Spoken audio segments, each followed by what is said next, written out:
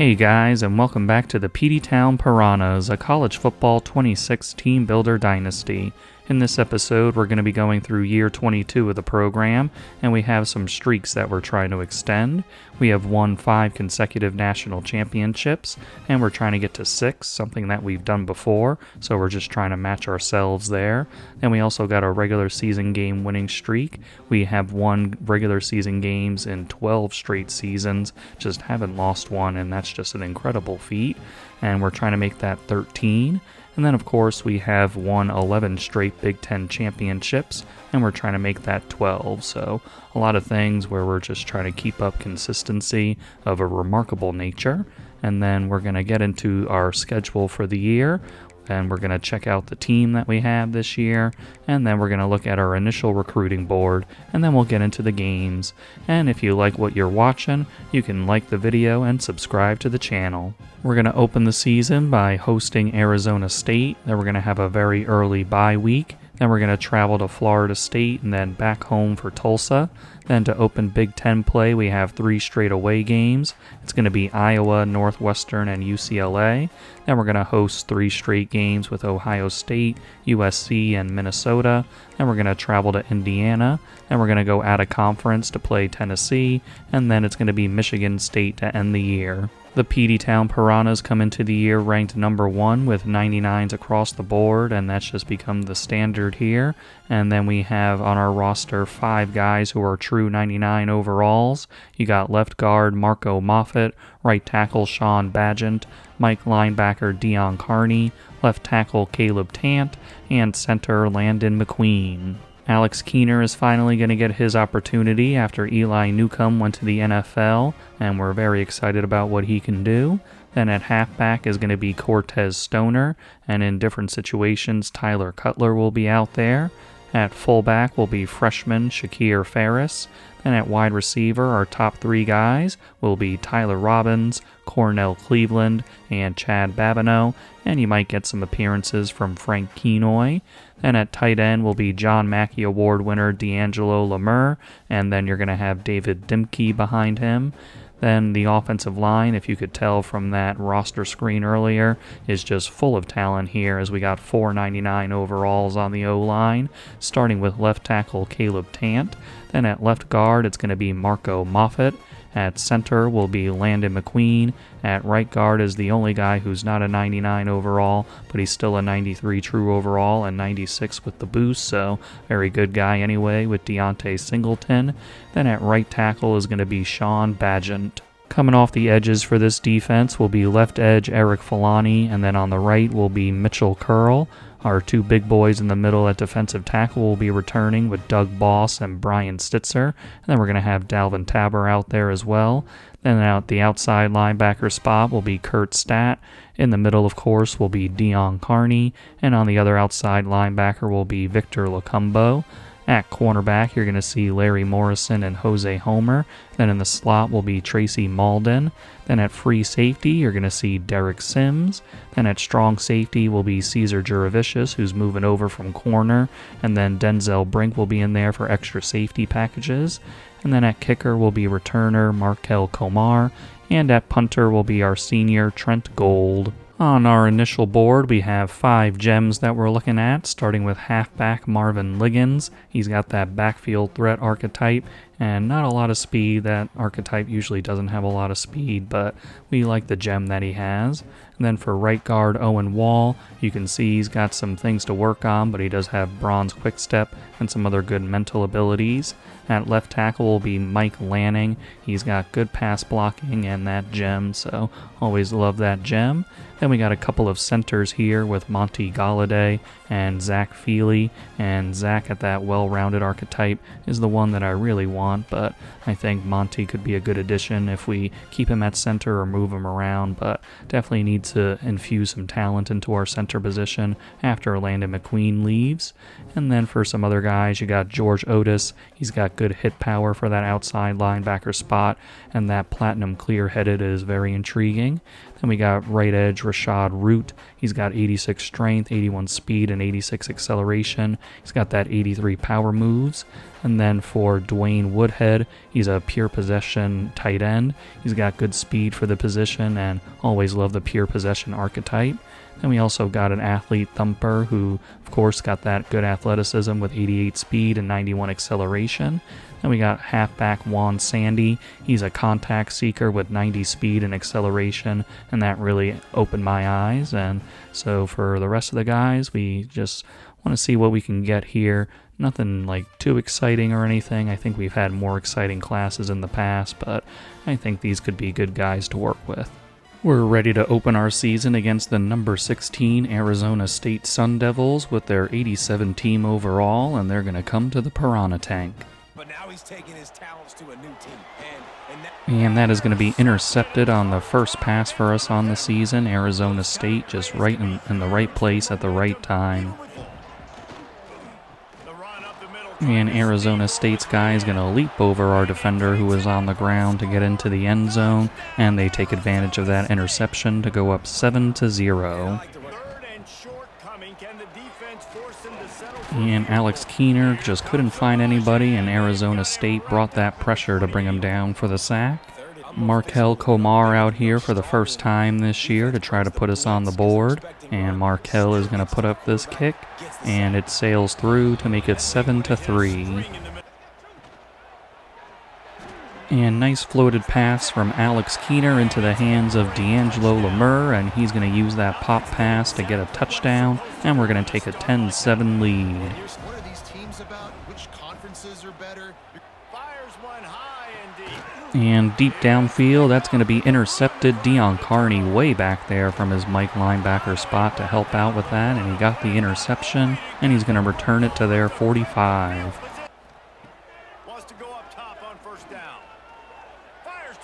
And beautiful throw, that's layered perfectly by Alex Keener to Tyler Cutler, who gets into the end zone on that receiving touchdown to make it 17-7 Piranhas. And here's a sack for the Piranhas. Coming out there from a blitz is Victor Lacumbo.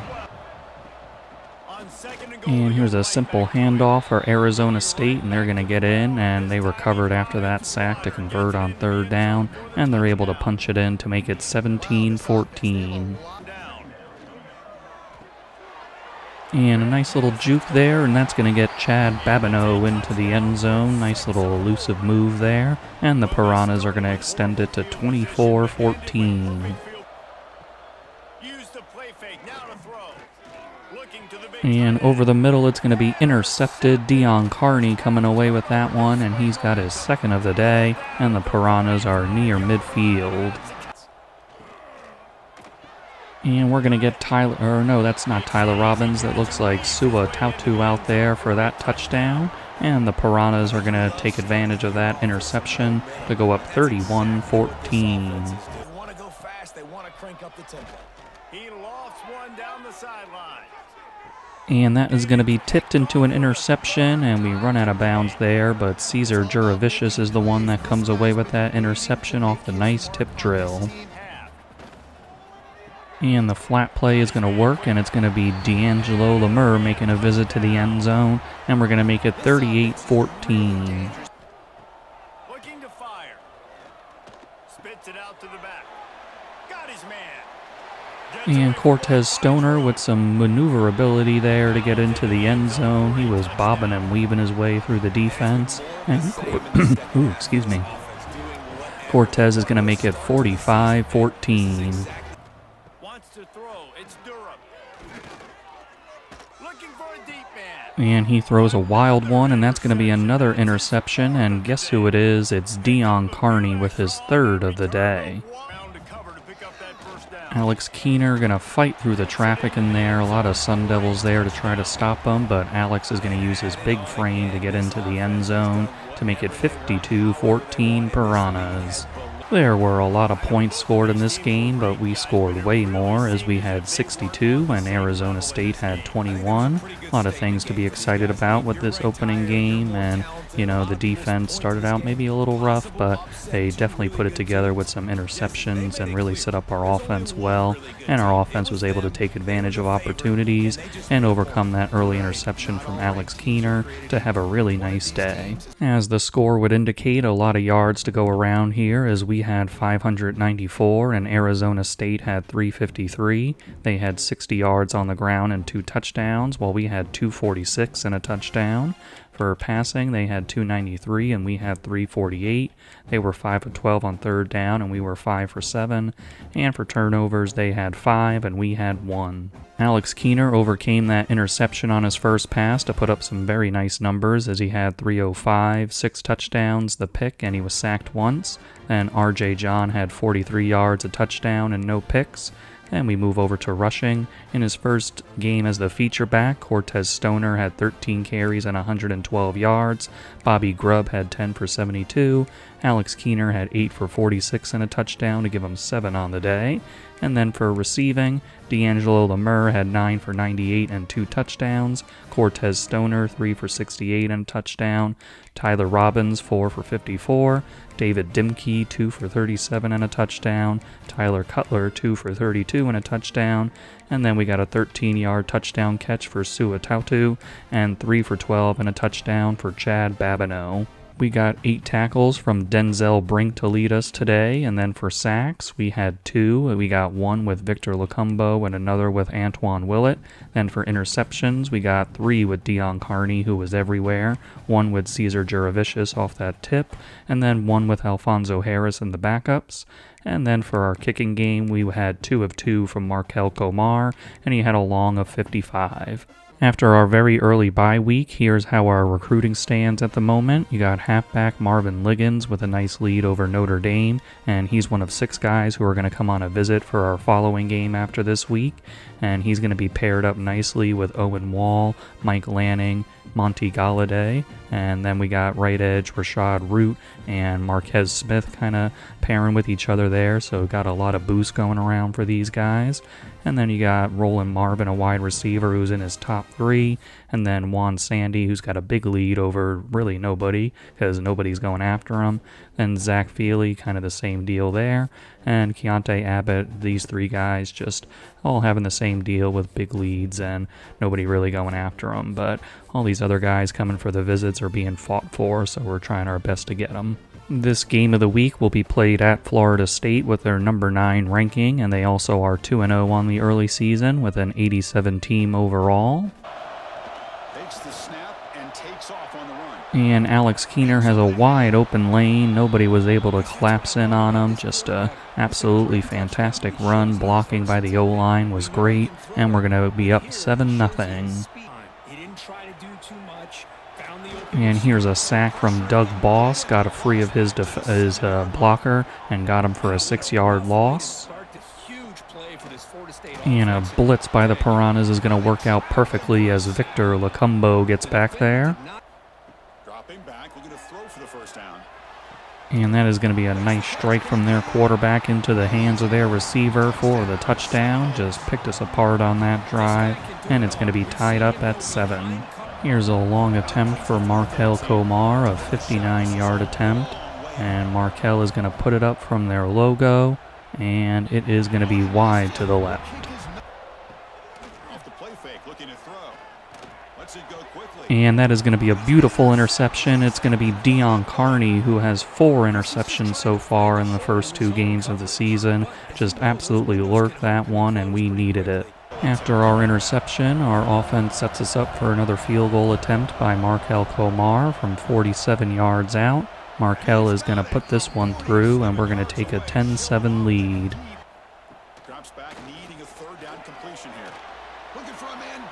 And tipped up into the air in heavy traffic, and that's going to be an interception again for the Piranhas. It's going to be Cesar Juravicius getting another one, and we're going to be set up at their 25-yard line. Great physicality in the defensive backfield there. And D'Angelo Lemur is going to shug off that tackle attempt and just get into the end zone there. And the Piranhas are going to take advantage of another interception by the defense to go up 17-7. Our offense gets it inside their 5, but cannot punch it in, and Markel Komar is going to try a really tough hash mark field goal, and it's not going to go well for us as he misses another one in this game. And Doug Boss with an absolutely brilliant pass rushing rep there to get in for the sack.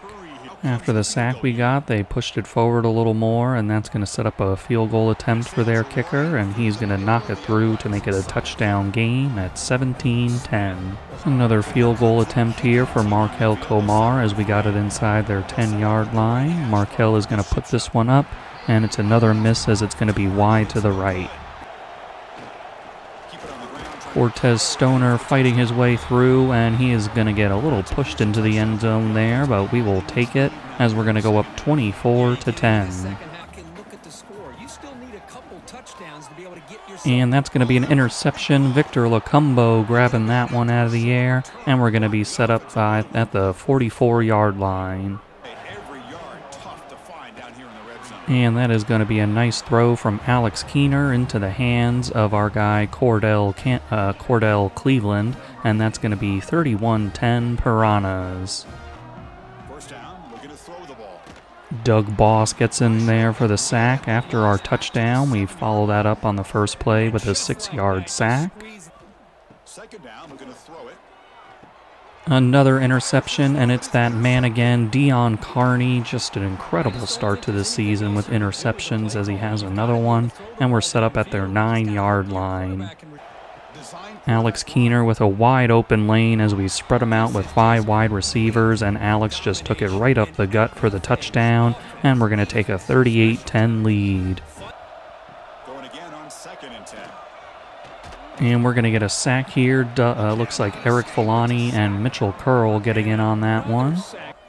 And the quarterback tucks it and takes Alex Keener getting another rushing touchdown here. They just have no answer for our quarterback running right up the middle of their defense, and that's going to extend it to 45-10 Piranhas. This game was really close until it really wasn't, as we had a 28-0 fourth quarter, which was just fantastic by the team, and our defense was just incredible with these turnovers and helping to set up our offense. Had some struggles in the red zone today, but able to overcome those, and some really wonky kicking from our guy Markel Komar, but we were able to get this victory by 35 points even with all of that going through, and I'm very happy to see our Piranhas pick each other up. 523 yards for the Piranhas today to Florida State's 225. Then on the ground we had 196 and 4 touchdowns, and they had 30. And for passing we had 327 and they had 195. On third down we were 4 for 10 and they were 4 for 12. And then for turnovers we kept it clean and we forced 4. Alex Keener with 289 yards, 2 touchdowns, and no interceptions today, and he was sacked on an RPO play that I did not show. And then for rushing, we had Cortez Stoner getting 16 for 107 and a touchdown, and Alex Keener 9 carries, 95 yards, and 3 touchdowns. Very effective on the ground for Alex. Then for receiving, we had 7 for 62 from Tyler Robbins. Then D'Angelo Lemur added 7 for 57 and a touchdown. 5 for 47 for Tyler Cutler. And then Cornell Cleveland got 4 for 38 and a touchdown. I think I called him Cordell in the game, but it's Cornell. I was thinking of Cordell Canada. And then for our defensive guys, we had 6 tackles each for Frank Spellman and Cesar Juravicius. Then on the sacks, we had 3 from Doug Boss, big gain from him. 1 each for Ty Daly and Victor Lacumbo, half a sack for Eric Filani and Mitchell Curl. Then on interceptions, we got 2 from Dion Carney, who is just on a tear to begin this season. Then we got 1 each for Victor Lacumbo and Cesar Juravicius. Unfortunate day for Markel Komar as he was 1 for 4 on the field goals, and he had that hash mark problem on a couple of field goals and a long one that he just couldn't hit. But he did hit a 47-yarder. We have an early commit in this recruiting cycle with 4-star wide receiver Roland Marvin. Alex Keener was the Big Ten Offensive Player of the Week, and they didn't show his rushing stats, but that really boosted him up for this. We got our recruits ready to visit this week as Marvin Liggins is in his top 3, and then you got Owen Wall, who's also in his top 3, and they both have nice leads over the teams below us. Then you got Mike Lanning, who's in second place behind USC, and we're going to see if we can get this visit to work for us to get us over that hump. And then for Monty Galladay, also in his top 3, and Rashad Root in his top 5, but very big lead, but other teams are starting to go after him now, and we got his hard sell working. And then you got Marquez Smith, who's a defensive tackle. He's got that boost over Boise State at the moment. And then we got pretty much everybody in the top 5 at least, and you got Juan Sandy in his top 3, nobody going after him, so should be easy to get him. And then Zach Feely, nobody going after him. Keontae Abbott, same story. It was the same story last week as this week. And then you got George Otis, who you got one team going after him with Oklahoma, but other than that, I feel pretty good. And then everybody else in the top 5, you got Dwayne Woodhead, who's trying to hold off NC State. And then you got Javier Paella, and nobody is going after him. And then Manuel DeLuca in his top 5. You got Washington and Boise State challenging. And then for punter Ife Abanikanda, he's a gem guy that I didn't highlight because we got him after the fact. Nobody else really challenging for him. And he's got solid stats, nothing really spectacular here, but we'll see if we can get him to have our punter for the future. Tulsa came into the season ranked, but they did lose their last game, so now they're out of the top 25, but they still have an 82 team overall, so still a team that can do things out there.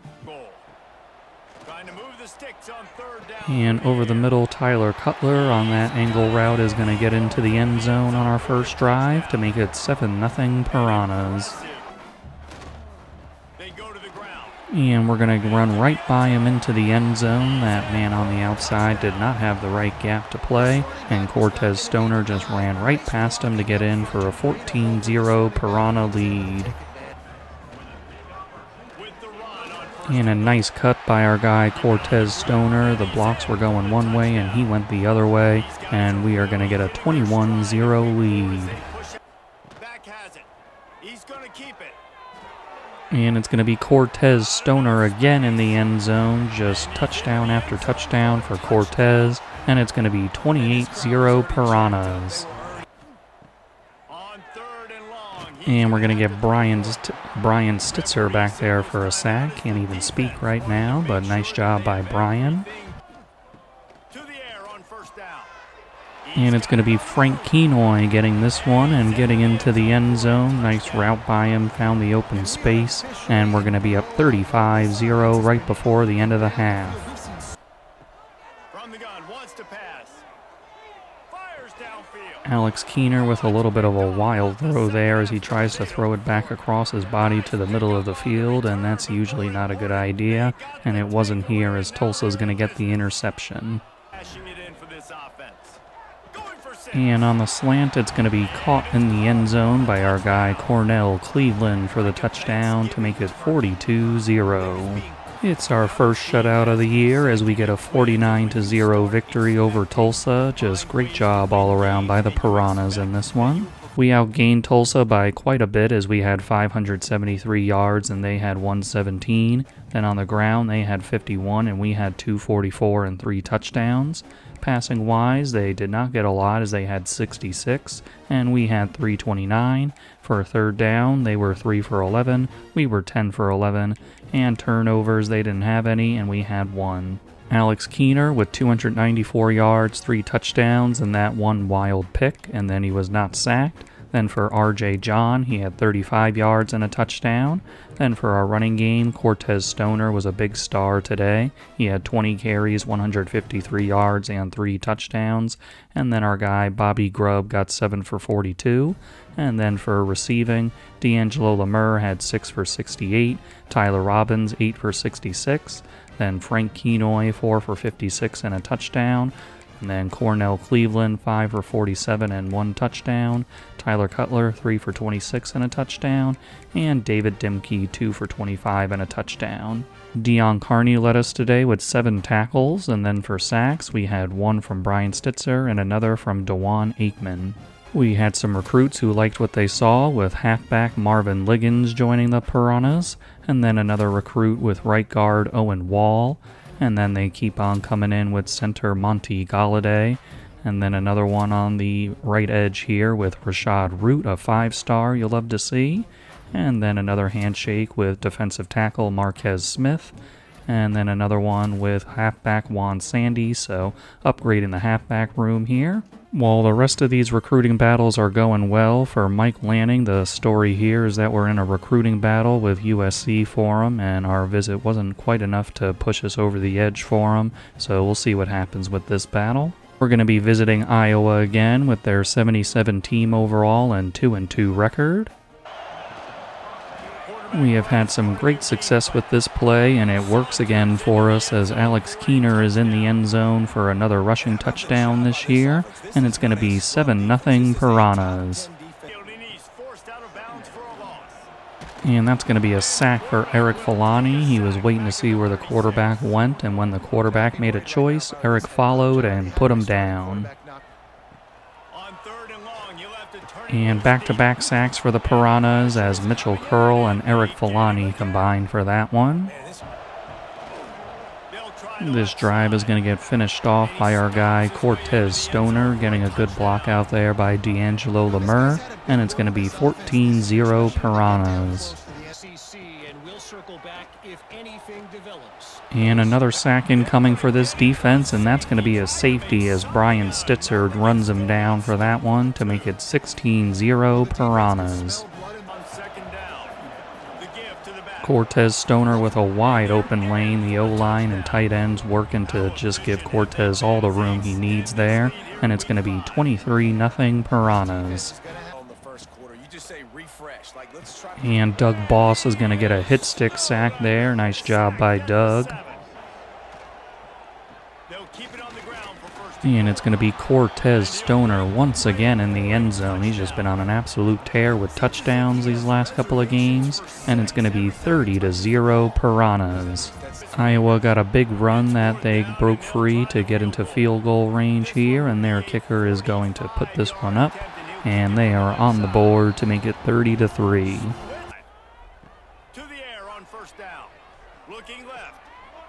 D'Angelo Lemur is going to take that trail route that was floated beautifully by Alex Keener and get into the end zone again for the Piranhas to make it 37-3.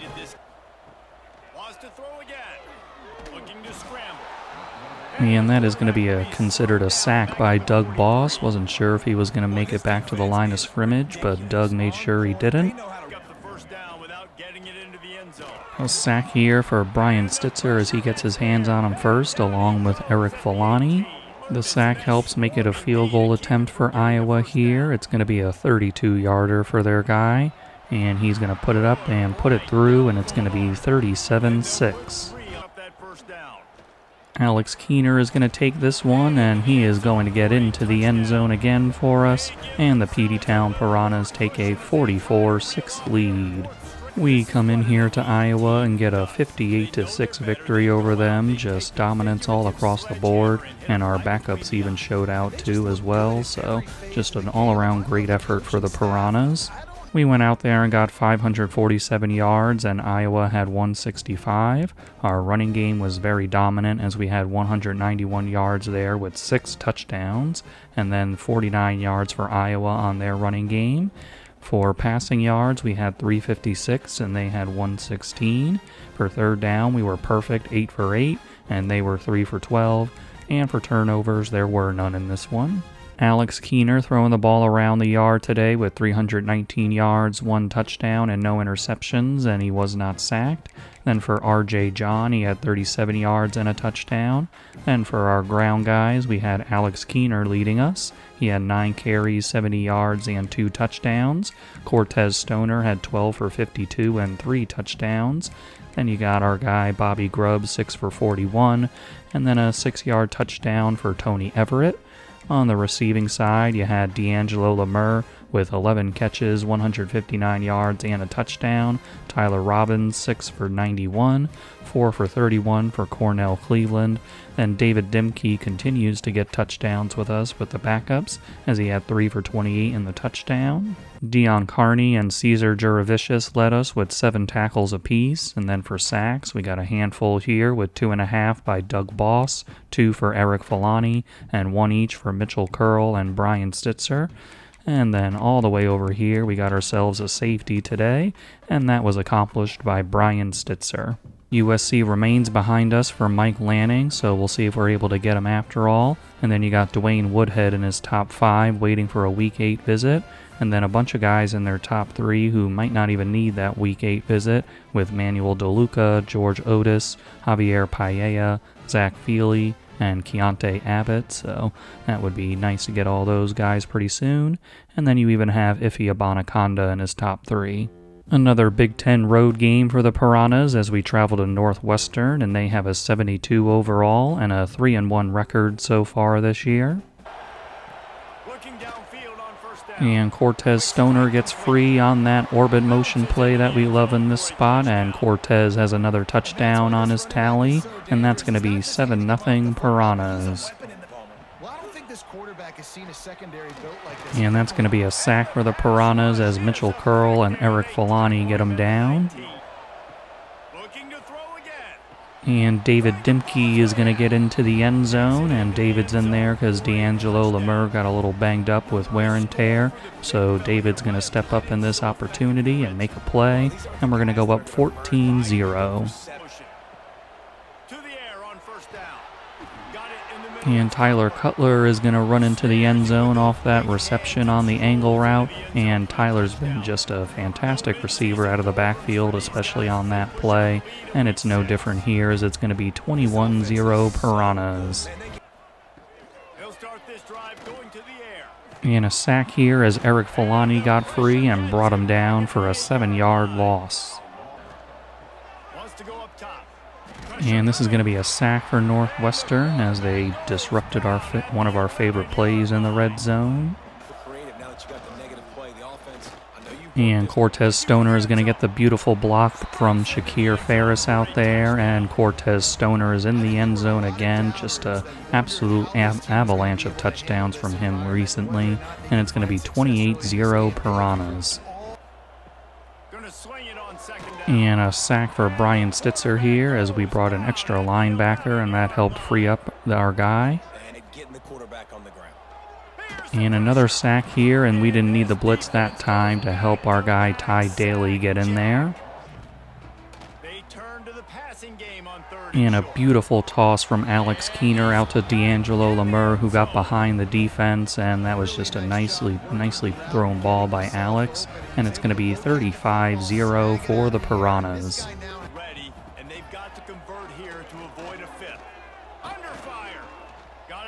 Throwing across his body, and that is not a good idea, as we're going to get this one, and it's going to be returned all the way to their 6-yard line. Jose Homer making that interception. Nice job by Jose.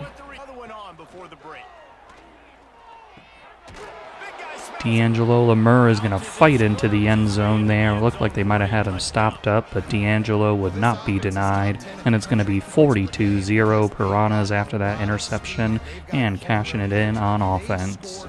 Northwestern has finally put themselves in field goal range after a nice drive to end this first half, and their guy is going to put that one through, and it's going to be 42-3.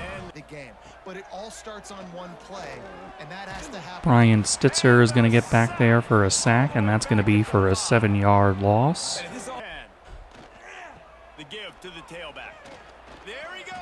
And Cortez Stoner is out of there, and Cortez is going to get the touchdown again, his third on the day. Just a lot of traffic there, and Cortez had to bop and weave through it, but he did to make it 49-3 Piranhas.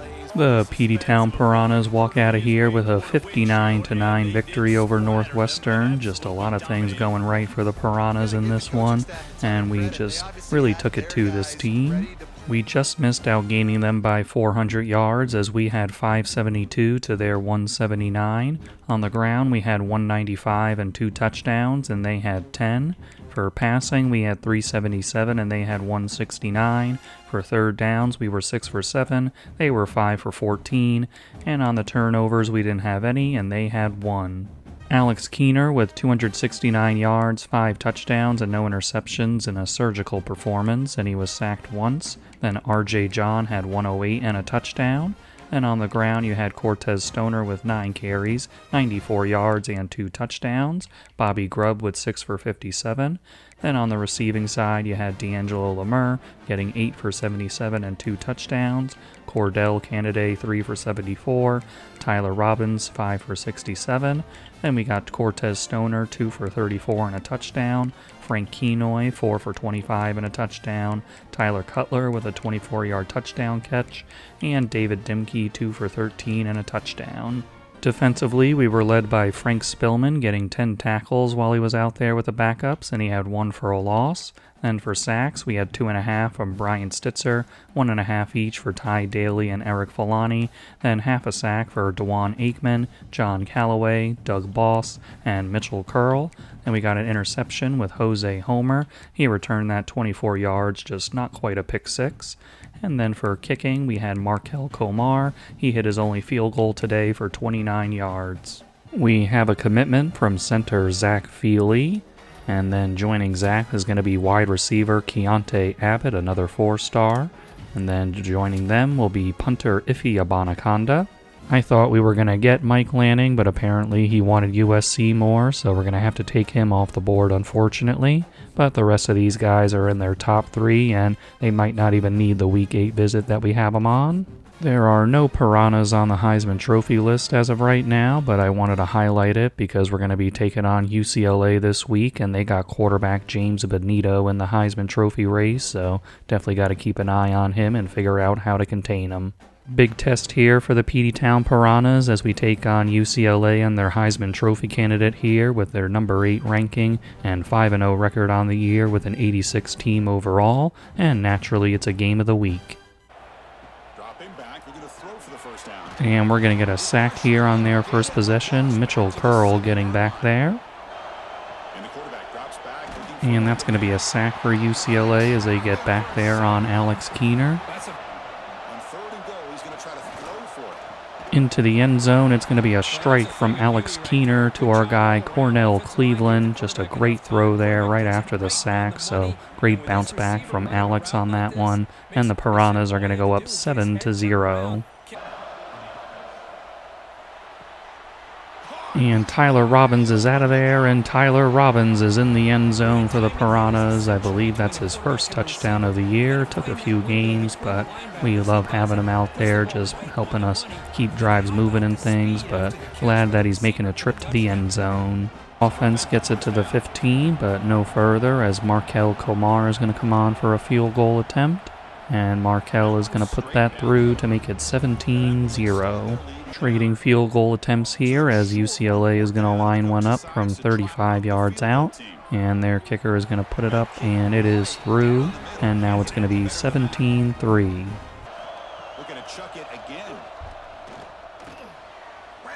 And Tyler Robbins is sprinting towards the end zone, and Tyler is going to put it in the end zone again as he gets his second touchdown of the day. And we're going to be up 24-3. Our offense puts together a nice end-of-half drive to put Markel Komar in position for a field goal attempt, and he's going to knock it through to make it 27-3. And Tyler Robbins gets wide open on the slant and makes a nice little possession catch to make sure, and the Peteytown Piranhas are going to go up 34-3 thanks to the third touchdown of the day for Tyler. Another field goal attempt for UCLA's kicker here, coming from 41 yards out, and their guy is going to send it up, and it is through the uprights to make it 34-6. And here comes a sack from UCLA. They were pressing our guys, so had a bit of struggle to get separation, and that gave them enough time for that sack. And that's a nice touchdown strike from Alex Keener to D'Angelo Lemur, as we're going to take a 41-6 lead. The Peteytown Piranhas answered the challenge of facing off against a Heisman Trophy candidate with a big 41-6 victory over UCLA, just absolutely firing on all cylinders on offense, the defense able to contain their guy, and just fantastic job here by the Piranhas. Our offense got 517 yards to UCLA's 205, and on the ground we had 75 and they had 36. Through the air we had 442 and they had 169. For third down we were 10 for 11, they were 2 for 9, and on turnovers we didn't have any and we forced one. Alex Keener with a fantastic day today as he had 392 yards, 5 touchdowns, and no interceptions, and he was sacked twice. Then for our running game, not a lot here. Tyler Cutler led us with 7 carries and 38 yards. Then for receiving, Tyler Robbins with a big breakout as he had 12 catches, 145 yards, and 3 touchdowns. For our guy Cornell Cleveland, 7 for 90 and a touchdown. D'Angelo Lemur, 7 for 57 and a touchdown. Frank Spillman led our defense with 6 tackles, and then for sacks we had 1 from Mitchell Curl, and then an interception from Alfonso Harris with the backups. And then for kicking, Markel Komar went 2 for 2, and he had a long of 34. We have now acquired 5-star tight end Dwayne Woodhead to join the Peteytown Piranhas. And then joining Dwayne is going to be defensive tackle Manuel DeLuca. And another commitment here with Will linebacker George Otis, another 5-star. And then following that, we got Mike linebacker Javier Paella. It took us a little bit, but we have someone on the Heisman Trophy list now with quarterback Alex Keener. After the latest commitments, we've signed almost everybody on our board. We have a tackle here with Isaiah Jocelyn, who I added after we lost out on the other tackle. And for Isaiah, he's a well-rounded archetype, and you can see why. He's got 80s in pretty much everything there, so just a solid floor. After being away from the Piranha Tank for a few weeks, we're coming back now as we're going to host the Ohio State Buckeyes with their 97 overall, number 12 ranking, and 5-1 record. And down the sideline, we're going to get our guy free, and that's going to be a touchdown for the Peteytown Piranhas. Chad Babineau making that one happen, and we're going to take the early 7-0 lead.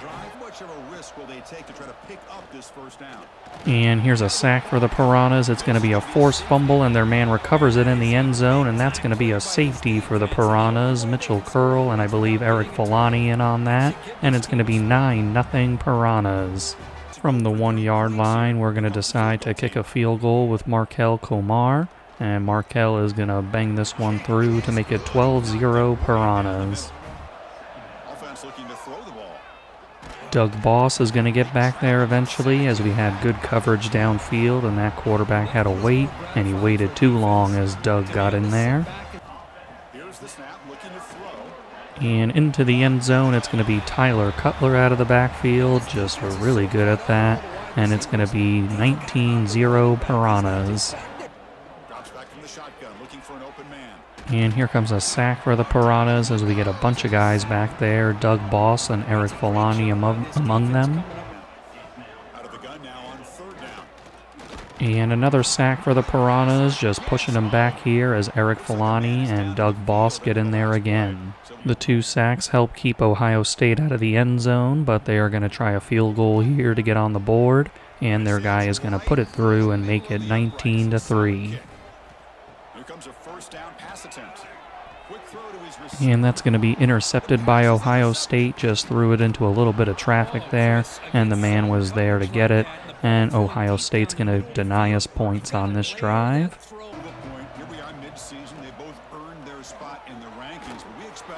And there's a fumble on the play, and that's going to be picked up by the Piranhas. He was trying to stretch it out to make sure he got the 1st down, but with that effort he fumbled, and it's going to be picked up by Caesar Juravicius. And that is going to be a slant off an RPO flat play, and that's going to be in the hands of Cornell Cleveland for the touchdown, and it's going to be 26-3 Piranhas. Ohio State puts another drive together, but again it ends in a field goal attempt for their man, and he's going to put it up, and it is through for Ohio State as they make it 26-6. Quarterback sets up, looking for an open man. And here is a sack by Ohio State as Alex Keener was trying to run up the middle and get away from the pressure, but they were able to bring him down. And Cortez Stoner is around the edge, and he's going to get into the end zone as we take a 33-6 lead. And Mitchell Curl is going to get back there for the sack, a 9-yard loss on that one. It'll be a 50-yard field goal attempt here for Markel Komar as he's going to send this one up and through the uprights, and the Peteytown Piranhas will take a 36-6 lead. We got a final of 36-13 over Ohio State as they scored a touchdown against our backups, but it is what it is there, but very happy with the Piranhas for getting this big victory over Ohio State. We managed to get 401 yards while Ohio State got 289. They had 27 yards on the ground and we had 97 and a touchdown. For passing, they had 262 and we had 304. For third down, they were 3 for 12. We were 5 for 10. And turnovers, they had 2 and we had 1.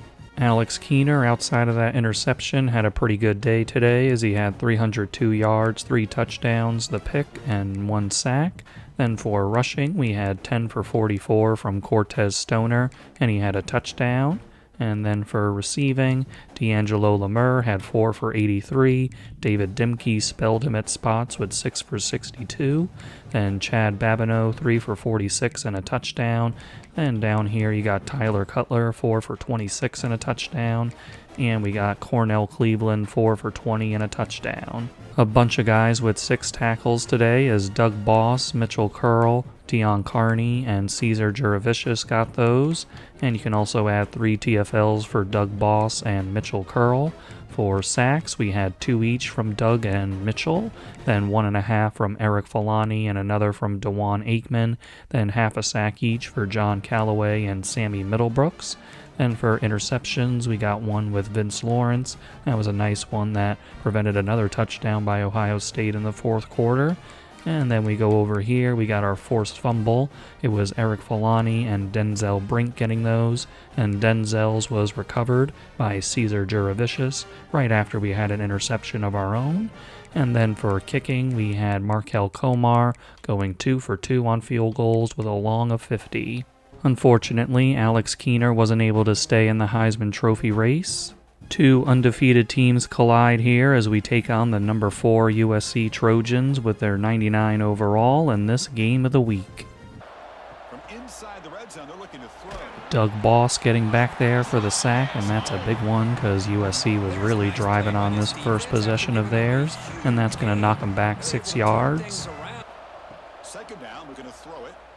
Running out of time. And we're going to get a sack by Doug Boss. Nice job by Doug.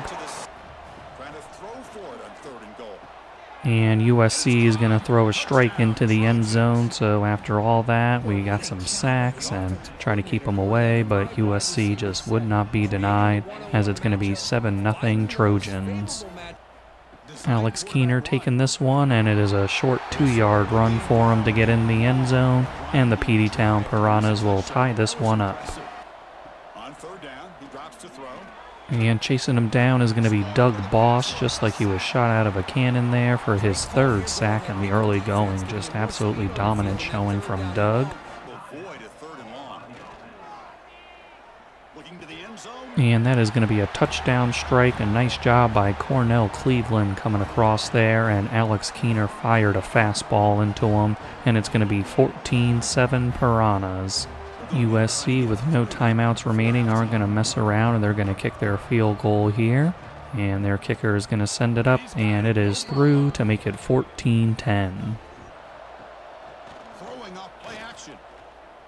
Quick throw to his receiver. And that's going to be an interception at the logo. Nice job there. Can't see who it is yet. It looks like Kurt Stat is going to get that one. We needed that because USC might have tried to take a lead on us to begin the second half, but Kurt was going to deny that. And it's going to be Cortez Stoner in the end zone off a little RPO play, and Cortez is going to make this one 21-10. And we're going to get the sack here, just pushed back into his man. Brian Stitzer is going to get that one. And D'Angelo Lemur splitting the safeties, juking out one, and then he's going to drag the other into the end zone. D'Angelo Lemur with a very nice play there. Alex Keener hit him right where he needed to, and it's 28-10 Piranhas. And Doug Boss again. What an absolutely fantastic game from Doug. And another sack for the Piranhas, and this one's for a safety as Eric Filani gets in there and showing off his muscles as he should. And Mitchell Curl celebrating in the background, and the fans love it. And D'Angelo Lemur is free on the crosser near the goal line, and the Peteytown Piranhas just an absolutely fantastic third quarter as we're now up 37-10. Alex Keener going to take this one, and Alex is going to get into the end zone. Thought he might have gotten down before that, but Alex was able to reach the ball over, and that's going to make it 44-10 for the Piranhas near the start of the fourth quarter. This one started out as a close game, but an absolutely dominant third quarter and second half separated us from them as we get the 47-10 victory over USC. On offense, we got 456 yards and they had 259. For rushing, they had 2 yards and we had 108 and 3 touchdowns. For passing, they had 257, we had 348. On third down, they were 5 for 9 and we were 7 for 9. And turnovers, they had 1 and we had 0. Alex Keener was very good today as he had 333 yards, 3 touchdowns, and no interceptions, and he was not sacked. Then for rushing, Cortez Stoner had 9 for 55 and a touchdown. Alex Keener chipped in 7 for 30 and 2 touchdowns. Then for receiving, D'Angelo Lemur got 9 for 105 and 2 touchdowns. Tyler Robbins 10 for 103. And then going down, we got Cornell Cleveland 2 for 14 and a touchdown. Doug Boss was an absolute monster in this game as he had 7 tackles, 6 for a loss, and 4 sacks. And then for other guys, we had 1 sack from Brian Stitzer, half a sack for Mitchell Curl and Eric Filani. For interceptions, we got a nice one with Kurt Stat that really helped snowball that third quarter for us. And then for forced fumbles, we didn't have any, but we did get a safety, and that was caused by Eric Filani. We also had Markel Komar hitting his only field goal today for 31 yards. We're going to hop right into our game against Minnesota now as the Golden Gophers come in with a 74 team overall and 4-4 record. Doug Boss getting in there for a sack, and it's a forced fumble, but it's going to be recovered by Minnesota, and Doug just leaving where he left off from last week. And Brian Stitzer is going to have a turn at the quarterback now with a sack along with Mitchell Curl. And it's going to be Tyler Robbins making that catch in traffic, and the little fella gets in, and it's going to be 7-0 Piranhas. It starts to limit your coverages. It starts to limit what I can do. And Cortez Stoner is going to fight his way through, and he's going to get into the end zone for the Piranhas, and it's going to be 14-0.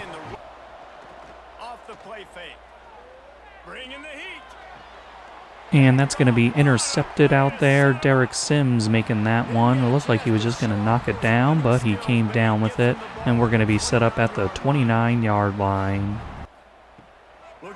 And Cortez Stoner is going to be wide open on that orbit jet motion, and it's going to be a touchdown for Cortez. I started calling it because as soon as I saw the alignment and knew what we were doing, I knew we were going to get in the end zone with our boy Cortez, and it's going to be 21-0 Piranhas. And Tyler Robbins is going to make that catch, and that where the ball was placed by Alex Keener allowed Tyler to get around that other guy, the defender, and it's going to be 28-0 for the Piranhas. And here comes a sack by the Piranhas. 3 guys around the ball there, and Doug Boss is going to get the highlight. And Brian Stitzer is going to get one on the very next play and force the ball out, but Minnesota is going to recover it. And 3 for Tyler Robbins there as he gets it in on the RPO flat play. And we're going to extend this lead to 35-0.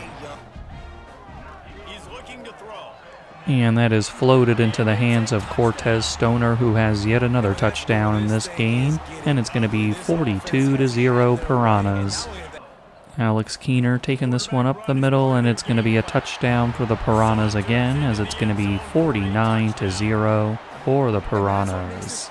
The Piranhas were basically flawless in this game as we get a shutout 59-0 victory over Minnesota, and just really pleased with how our boys played today. We had ourselves 527 yards on offense, and we held them to only 77. Always love when we can hold teams under 100 yards. And then for running, they had 13 yards. We had 156 and 3 touchdowns. For passing, they had 64, and we had 371. For third down, they were 2 for 11. We were 4 for 6. And turnovers, they had 1, and we had 0. Alex Keener with another great game today as he had 255 with 5 touchdowns, no interceptions, and he was not sacked. Then I let our guy Stanley Turner get in the game for the first time, and he had 116 yards. For rushing, we had 14 and 102 with a touchdown for Cortez Stoner. And then we have to go down here because Alex Keener got a touchdown carry, and so did Stanley Turner. And for receiving, Tyler Robbins had 8 for 94 and 3 touchdowns. Cortez Stoner 4 for 62 and 2 scores there, and he had 4 total on the day. And then D'Angelo Lemur with 6 for 57. Tracy Malden and Frank Spillman each had 6 tackles today, with Tracy getting 2 for a loss. Then for sacks, we had 2 from Brian Stitzer and 1.5 from Doug Boss, and 1 from DeJuan Aikman, half a sack for Mitchell Curl as well. Then for interceptions, we got that nice one with Derek Sims, and then we had a couple of forced fumbles today. Brian Stitzer and Doug Boss getting those, but we did not recover them. And then for kicking, Markel Komar had 1 field goal attempt today, and he hit it for a 36-yarder. Up next, we have Indiana with their 1-8 record and 69 overall. Nice. Alex Keener getting the blocks downfield that he needs, and he's going to get into the end zone. Got to shout out our guard there, getting his initial block, and then one on the second level to spring Alex free, and that's got to be 7-0 for the Piranhas. And Mitchell Curl is going to use his speed to get to that quarterback and chase him down for the sack. We get inside the red zone, but settle for a field goal with Markel Komar, and Markel puts it up, and it is wide to the left. Mitchell Curl is going to get in there again as he curls around that blocker to get the sack. And Alex Keener waits patiently for Tyler Robbins to work his way across the field, and Tyler gets the touchdown, and it's going to be 14-0 Piranhas.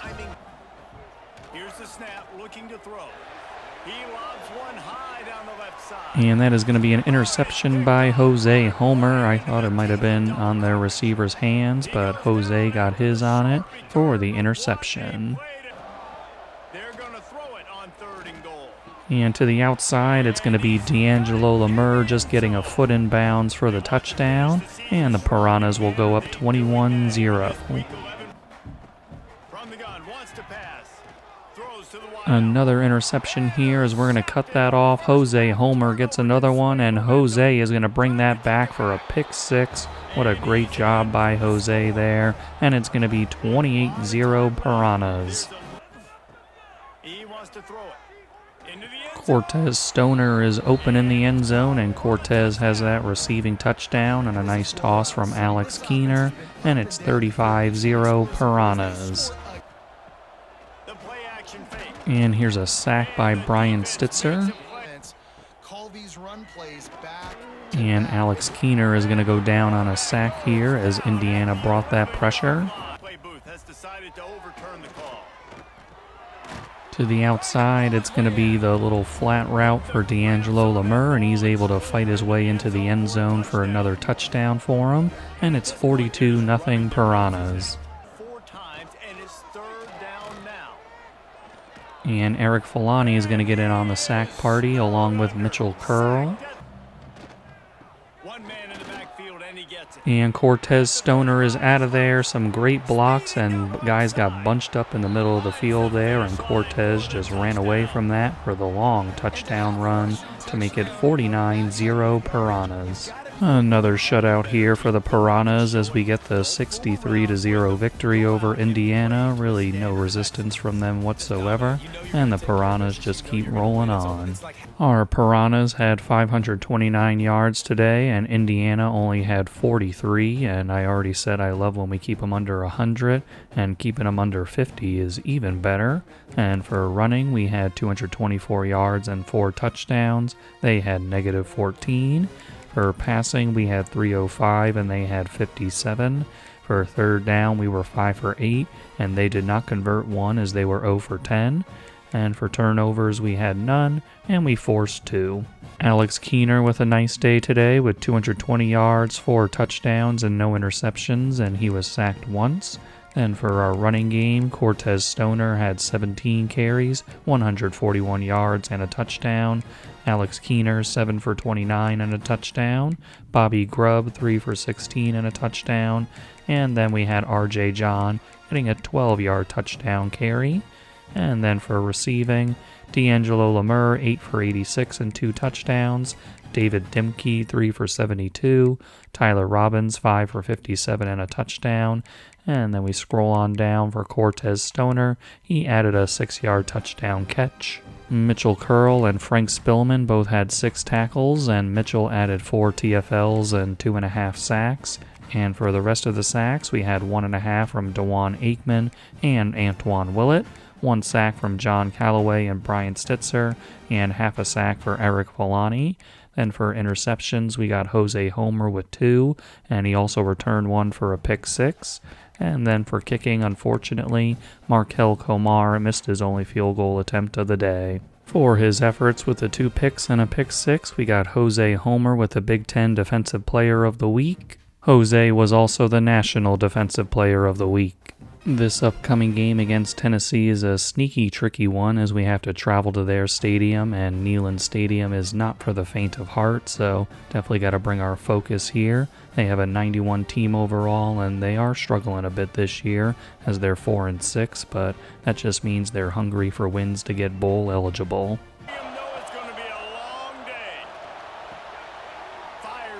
And D'Angelo Lemur is breaking free, running away from their guy, and D'Angelo has made the big play for the touchdown to open up the scoring here, as it's going to be 7-0. And he just looks like he was throwing it right to our guy there, as Derek Sims is going to get the pick and return it all the way for a touchdown. He was just sitting right where he needed to be in front of that receiver, and the quarterback threw it, and it's going to be 14-0. And Cortez Stoner getting out of there, and the blocking lined up perfectly for Cortez to take it all the way, and Cortez did the rest himself. It's going to be 21-0 Piranhas in the blink of an eye.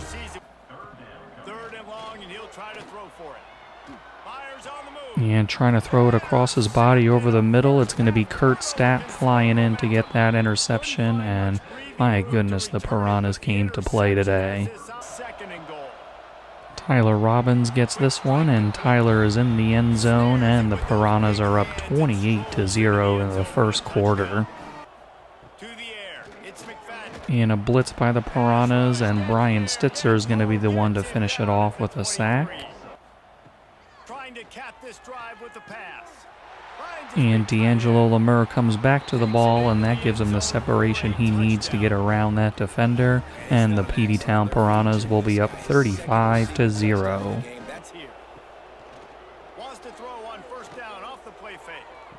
And another interception for this defense. This time it's Jose Homer getting in on that one, just skying for that and taking it away from that offense.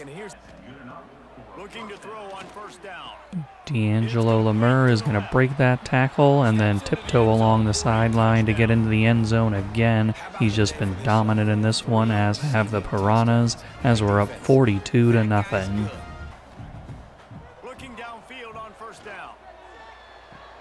And trying to throw it out to his man on the sideline. It's going to be intercepted again by the Piranhas, and it's going to be another pick six. This time it's Derek Sims. Oh my goodness.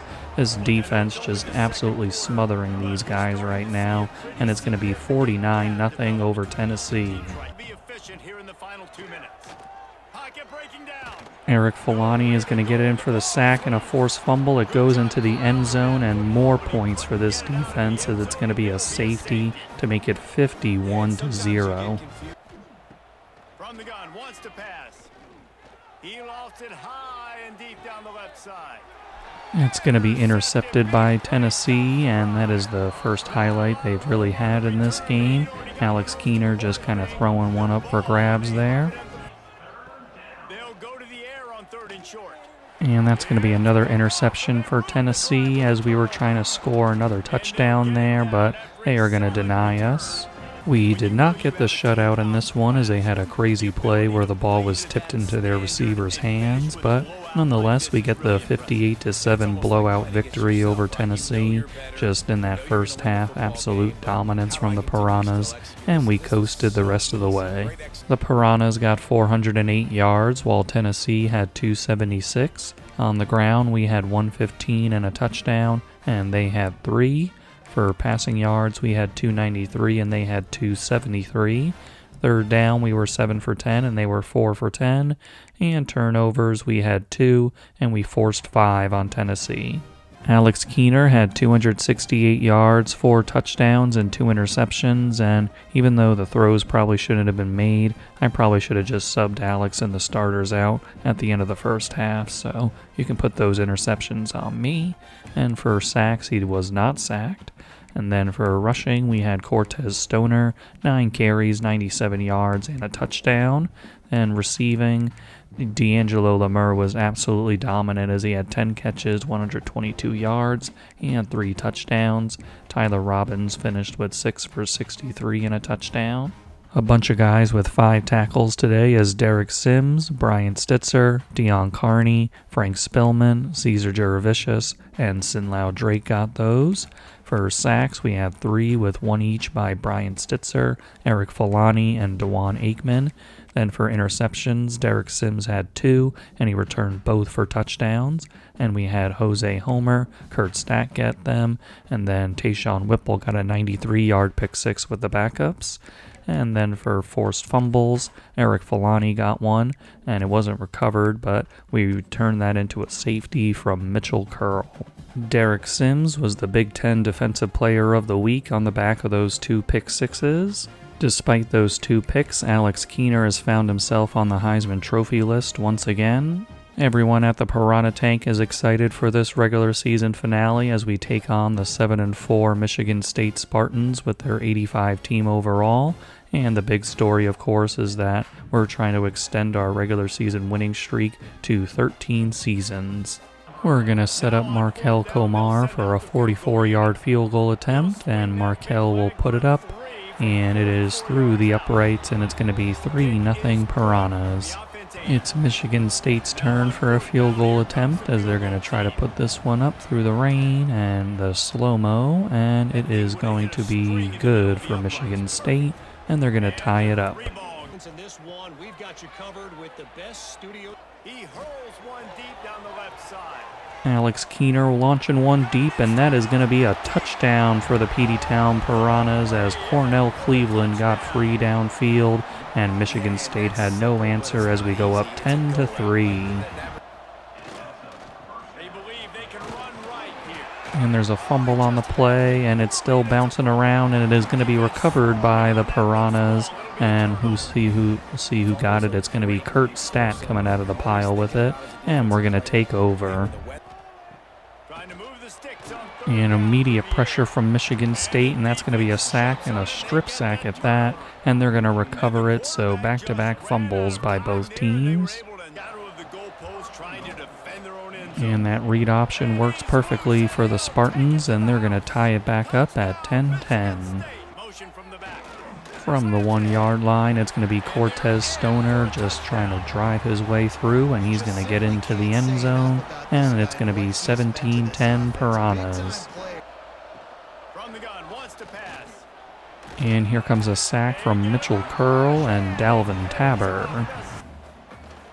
Again, out of the flex bone, it's going to be Cortez Stoner getting in for another touchdown here, and the Peteytown Piranhas go up 24-10. Markel Komar coming on for a field goal attempt after the offense puts him in position, and Markel is going to put this one through, and the Peteytown Piranhas will take a 27-10 lead. So you can stay on the field. Alex Keener is going to keep this one on the RPO play, and he's going to get into the end zone to make it 34-10. And D'Angelo Lemur getting free, and D'Angelo is in the end zone for the Piranhas, and we're going to extend this to 41-10.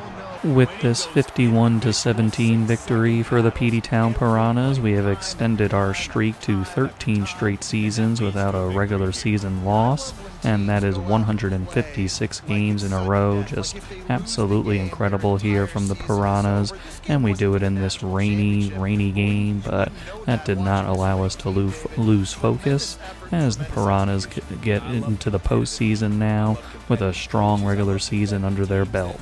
It was a 545-yard kind of day for the Piranhas, while Michigan State had 270. They also had 48 yards on the ground with a touchdown, and we had 238 with 4 touchdowns. For passing, they had 222, and we had 307. They were 6 of 12 on third down, and we were 3 for 7. And turnovers, they had 2, and we had 1. Alex Keener was solid today with 285 yards, 2 touchdowns, and no interceptions, and he was sacked once that he fumbled on, but thankfully it didn't come back to bite us. And then for rushing, Cortez Stoner had 13 carries, 96 yards, and 2 touchdowns, and then Bobby Grubb had 5 for 82 and a touchdown. Alex Keener 7 for 58 and a touchdown. And for receiving, you had Cornell Cleveland getting that big play that helped him get 4 catches, 116 yards, and 1 touchdown. Tyler Robbins, 6 for 96.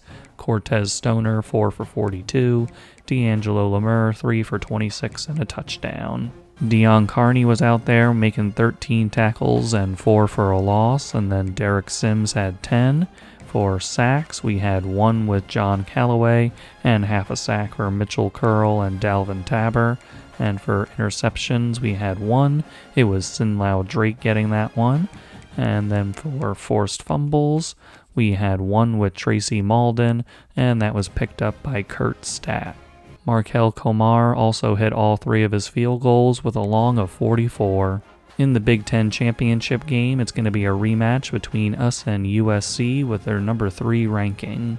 Heading into the conference championships, you got Baylor quarterback Nate Duck in the first place position, but right behind him is our guy Alex Keener, so maybe with a solid performance he could overtake Nate, but looking at Nate's stats, he kind of has an overwhelming amount of passing yards, so going to be tough to overcome for Alex, but we'll see what happens. It's a rematch between us and USC from earlier this year, and going back a long ways, they're just trying to figure out a way to beat us, but we're just trying to stay focused and continue our winning ways against them, and we're trying to win our 12th straight Big Ten championship, so a lot on the line here. Fakes the handoff here, looking to throw it. He's running out of time here. And we are going to get an interception out of that play. It's going to be Caesar Juravicius coming over to make the play. Just a wild one there as they had a play action and plenty of time to try to find something. And he might have had something downfield, but we were able to get to it. Big positive yards and a And that's going to be overthrown by Alex Keener trying to hit the post to our guy Tyler Robbins, and that's going to be an interception. So both quarterbacks with these early interceptions. And we're going to get another interception. Kurt Stat undercutting that one, trying to push through some guys to get some more yards, and he's going to get it to the 42. So that's going to be back-to-back-to-back possessions with interceptions. And Tyler Robbins is going to get this one, and he gets through 4 USC defenders to get into the end zone. And the Peteytown Piranhas will go up 7-0 in this Big Ten championship.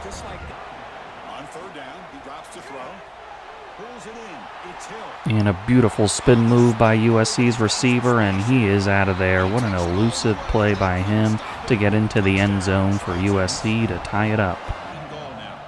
And Alex Keener is going to get into the end zone here. So after that sequence of 3 turnovers, both offenses have found their groove as we have 3 straight touchdown drives.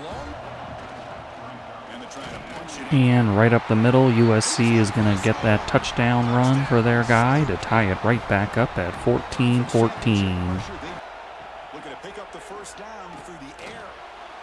And Alex Keener is going to go down as he couldn't find anybody. Good coverage by USC on that play.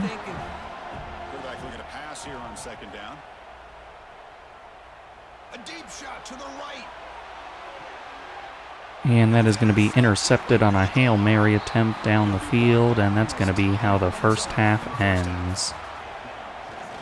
Cortez Stoner getting around the edge here. Great blocks by the boys. Then it's going to be a lead now for the Piranhas as it's going to be 21-14. And here's a sack by Doug Boss getting back there for a 6-yard loss. And Alex Keener is going to go down here on the sack to force a punt. And their quarterback is going to keep it nicely, and they're going to tie this one back up as this one's become a back-and-forth affair. And the bubble screen is open, and we're going to get that one into the end zone. Cornell Cleveland scoring that one, and we're going to retake the lead at 28-21. Just what a game here in the Big Ten Championship. And there's going to be a touchdown for the Piranhas. We had a verts play out there, and we hit him in the seam, and our man is gone as Chad Babineau scores that one. And we're going to take a 2-possession lead at 35-21. And a strike from their quarterback into the end zone. He found the soft spot in our zones, and USC is going to get closer now as it's a 1-possession game with 3:17 left in the game. We're going to go with a field goal with Markel Komar from the hash mark here, and we'll see if we can nail this one. Markel is going to find the angle, and we go up 2 possessions as it's going to be 38-28. Our defense is able to get a stop, and with 1 second left, our guy Alex Keener is going to kneel it down, and we are going to walk out of here with another Big Ten championship, our 12th in a row, which is just a remarkable feat. And this one was our toughest battle of the season as USC gave us all we could handle with their passing game.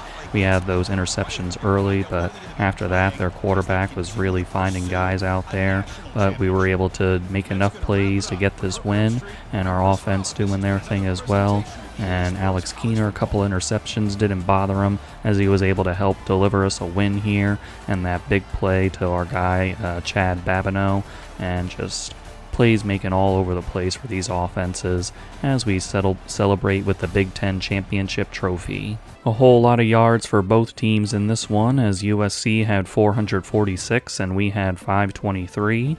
Then for the running game, they had 38 and 2 touchdowns, and we had 163 and 2 touchdowns. For passing, they outgained us here 408 to 360, and for third down, they were 3 for 11 and we were 4 for 8. And on turnovers, we both had 2.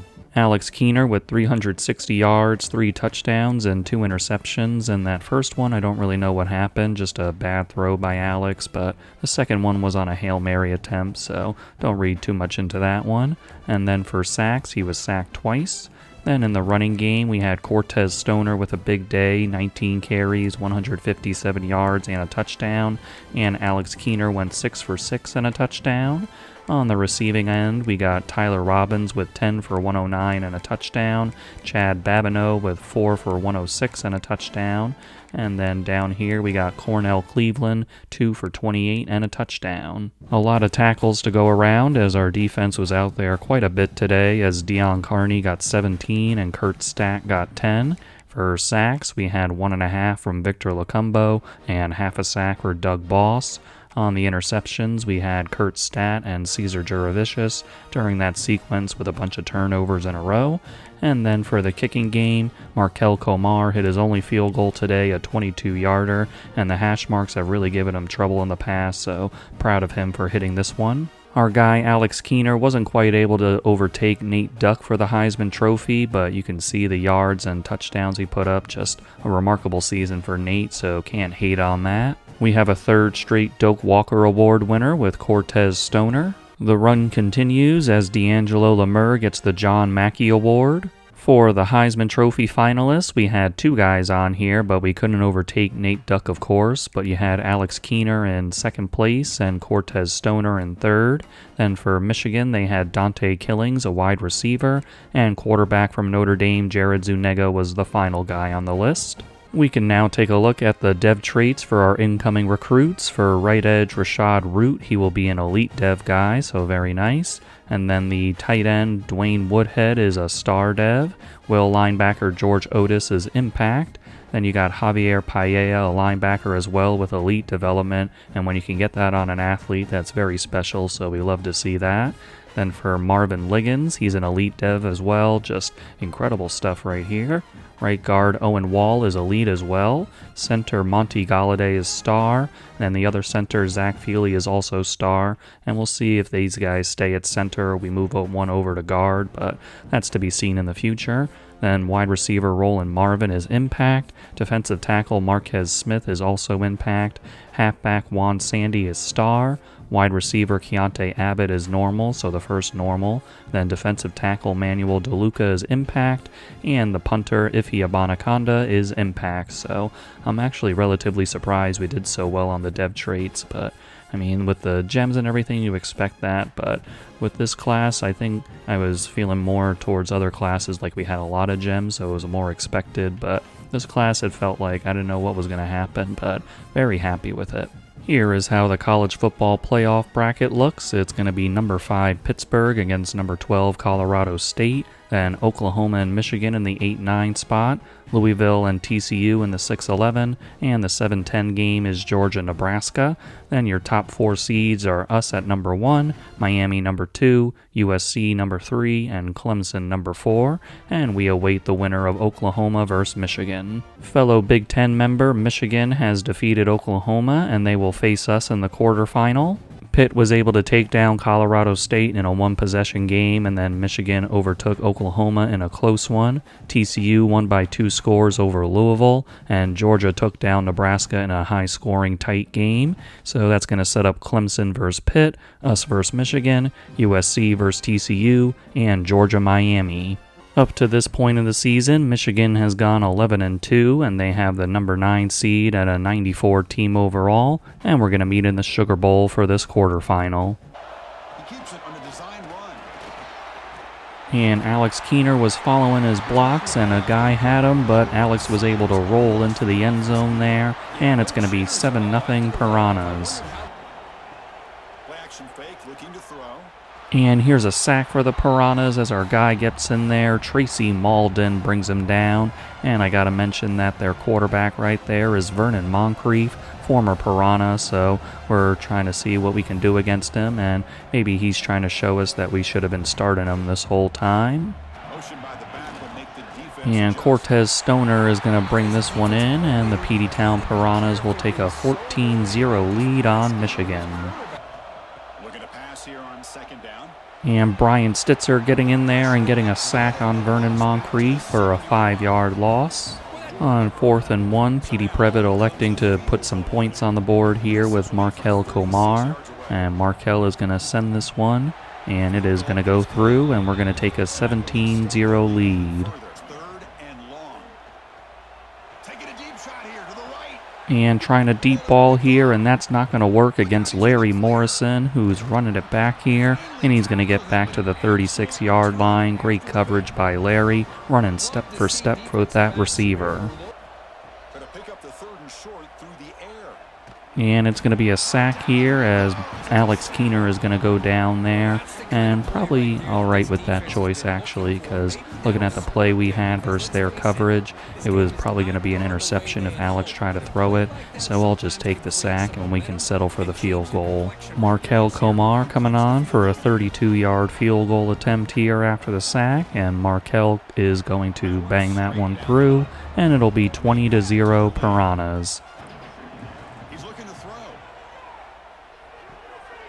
Looks to the left. And their running back has gotten free, and he's free down the sideline for that touchdown. Little breakdown in coverage there for the Piranhas, and it'll be 20-7. In the final second of the first half, it's going to be a field goal attempt for Markel Komar.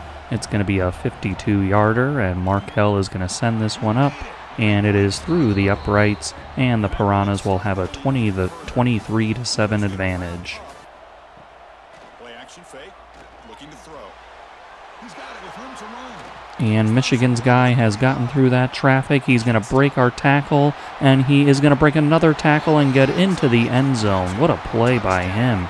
Unbelievable effort on the broken tackles, just finding his way through the traffic, and it's going to be 23-14. Never mind, it'll be a 2-point conversion attempt here for Michigan as Vernon Moncrief drops back, steps up, and finds his man, and the 2-point conversion is good as it's going to be 23-15.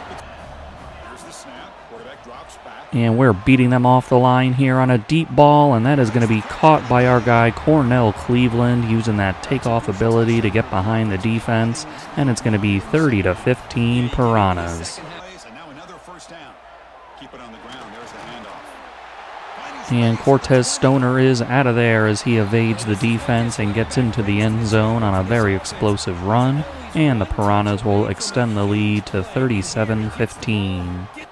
Try and throw fourth down completion. Looking to the end zone. And he makes the catch.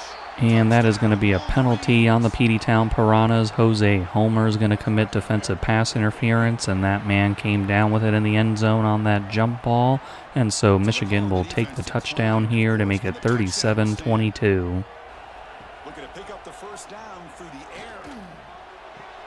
And here's a big toss on a corner route, and we have escaped their coverage as that's going to be a big touchdown from Chad Babineau. And it's going to be a big 44-22 lead for the Piranhas. First down. Looking to throw the football. Looking deep to the right side. And that's going to be an interception on the corner route. Nice job by Kurt Stapp getting out there from his linebacker spot. And that's going to be returned near the 50. Take a timeout while they check him out. And Tyler Robbins getting wide open here on the touchdown as it's going to be 51-22 Piranhas. He'll look to throw it here on second down. And it's going to be Tyler Cutler on the angle route getting into the end zone for the Piranhas as we're going to make it a nice 58-22 lead. There was a whole lot of points being scored in this one, but we come out on top 58-29, and we got to have Vernon Moncrief thinking that he maybe should have stayed with us, but it is what it is as we're happy where we're at as we move on to the semifinal. Both of these teams combined for over 1,000 yards of offense as we had 636 and Michigan had 423.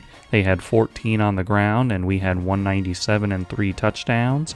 For the passing games, they had 409 and we had 439. On third down, they were 1 for 7 and we were 5 for 7. And for turnovers, they had 2 and we had none. Alex Keener was brilliant out there today with 416 yards, 4 touchdowns, and no interceptions, and he was sacked twice, and he had 1 incompletion all game.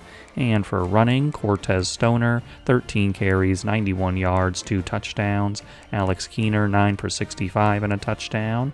And for receiving, Tyler Robbins, 10 for 116 and a touchdown. Chad Babineau, 5 for 103 and a touchdown. D'Angelo Lemur, 11 for 92. Cornell Cleveland, 5 for 72 and a touchdown.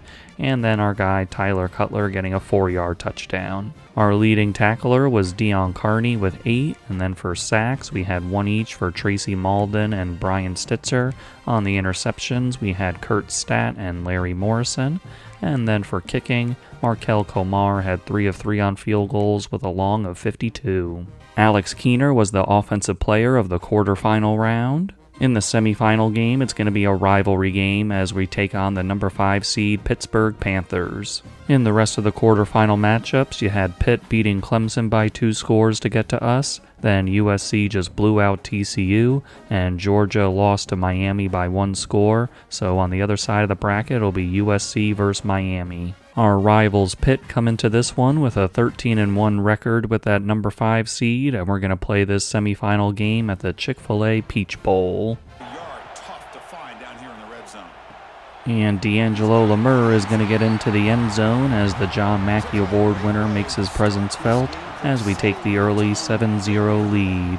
After our touchdown, Pitt is going to respond with a field goal attempt drive, and their guy is going to put that through to make it 7-3. We drive it down to their 10-yard line, but stall out there, and Markel Komar is going to kick this one through, and it's going to be 10-3 Piranhas. And we're going to get a sack here. Eric Filani is going to chase him down. Drops back, needing a 3rd down completion here. And that's going to be intercepted by Pitt as Alex Keener just floated that one downfield. And they're going to return it out to the 31-yard line. Just not a great decision from our guy, Alex. And Alex Keener is going to get those blocks downfield that he needs to get into the end zone on that carry. And the Piranhas are going to extend it to 17-3. Cortez Stoner taking this handoff, and it's going to be another touchdown here for the Piranhas, as it's going to be 24-3 with just under a minute left in the first half. Looking to pass here on 2nd down. And he tries to throw a deep ball, and we're going to be right there. Larry Morrison is going to try a juke, but can't get around their guy. But Larry Morrison just standing in a spot right where the ball was going, and we get the interception. After the interception, we're going to be set up for a field goal attempt by Markel Komar. And Markel is going to put this one up, and it is good, and it's going to be 27-3 Piranhas at halftime. Long field goal attempt here for Pitt, and they are going to send this one up, and it is going to be good. So mighty fine kick from their guy to make it 27-6. Alex Keener going to take this one right up the middle, and Alex has another rushing touchdown, and it's going to be a nice lead for the Peteytown Piranhas of 34-6. Now in 3rd and very long, looking to throw. And trying to beam one to his guy deep, and it's going to be Larry Morrison on another interception, and Larry is going to get it to the 32-yard line. Just great deep coverage by Larry. Every yard tough to find. Here is a crucial play coming up. And D'Angelo Lemur is going to sneak that one into the end zone for the Piranhas, as at the start of the 4th quarter we got a 41-6 lead. No troubles here for the Peteytown Piranhas as we get this 47-6 victory over our rivals Pitt, and that means we're going to return to the national championship for the 6th time in a row. Just love that for us, and hoping that we can really finish the job here. We outgained Pitt 488-226, and they had 24 yards on the ground, and we had 197 and 3 touchdowns. For the passing, they had 202, and we had 291. For a 3rd down, they were 3 for 11, we were 3 for 7, and turnovers, they had 2, and we had 1. Alex Keener with 286 yards, 2 touchdowns, and an interception, and he was not sacked. Then for rushing, we had Alex Keener leading us with 9 carries, 126 yards, and 2 touchdowns. Cortez Stoner with 6 for 39 and a touchdown. On the receiving game, we had Tyler Robbins, 7 for 70, D'Angelo Lemur, 8 for 49 and 2 touchdowns, and Chad Babineau, 4 for 48, Cornell Cleveland, 5 for 43. Dion Carney had 10 tackles today, and then for the sacks, we had 1 from Eric Filani. On interceptions, we had 2 from Larry Morrison, so nice job by Larry.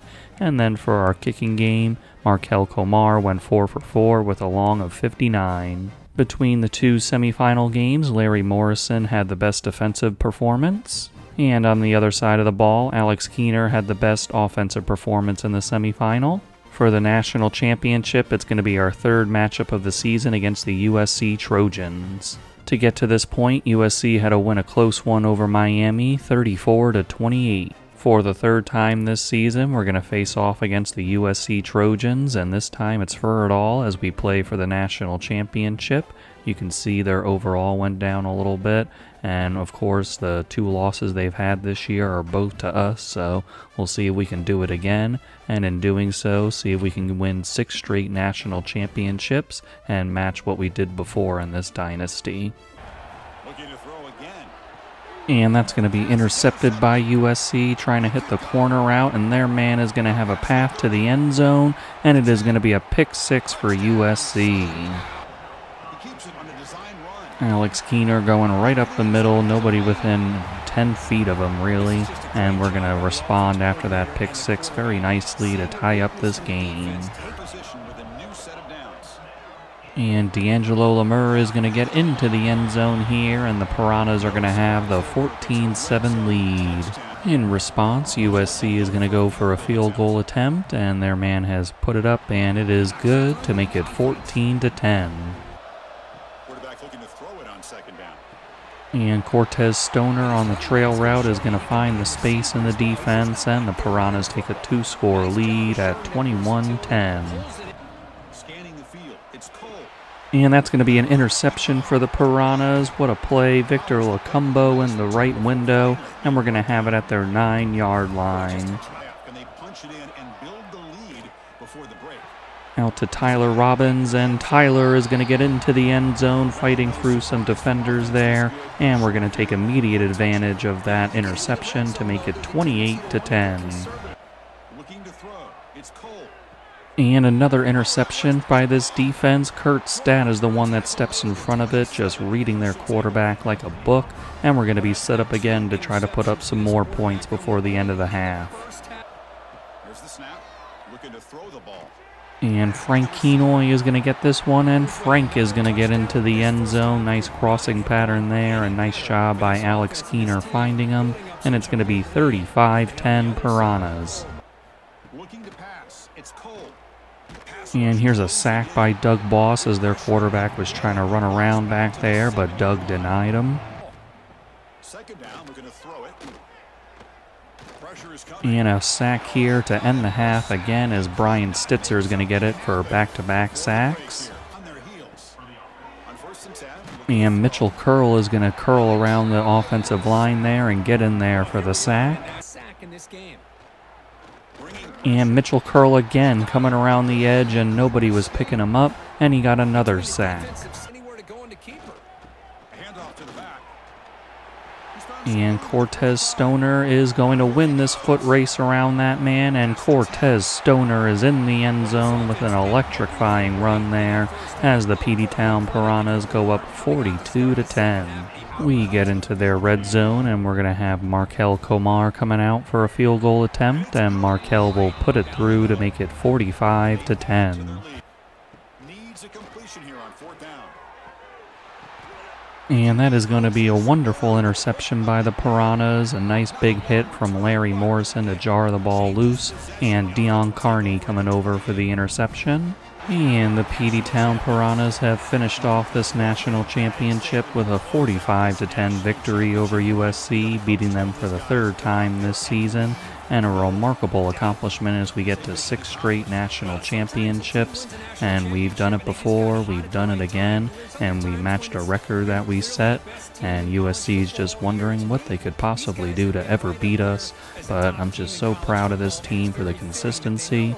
D'Angelo Lemur hands that trophy over to Petey Previtt for the 14th time in his career. Just a remarkable number there, and just so proud of this team. After USC got us with that pick 6 for the first score of the game, the Piranhas went on a 45-3 run, so just incredible there. And then for the stats, we had 507 yards to USC's 153.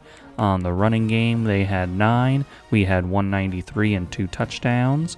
For passing, they had 144 and we had 314. On third down, they were 3 for 10. We were 7 for 11. And turnovers, they had 3 and we had 1. I love how Alex Keener bounced back after that pick 6, and he delivered 279 yards, 4 touchdowns, the pick 6, and he was not sacked. And I gave RJ John a little time because he's a senior, and after sticking with us for so long, I felt like he deserved a little playing time here. And then for the running game, Cortez Stoner was electric with 19 carries, 151 yards, and a touchdown. And Alex Keener had 5 for 25 and a touchdown to give him 5 total on the day.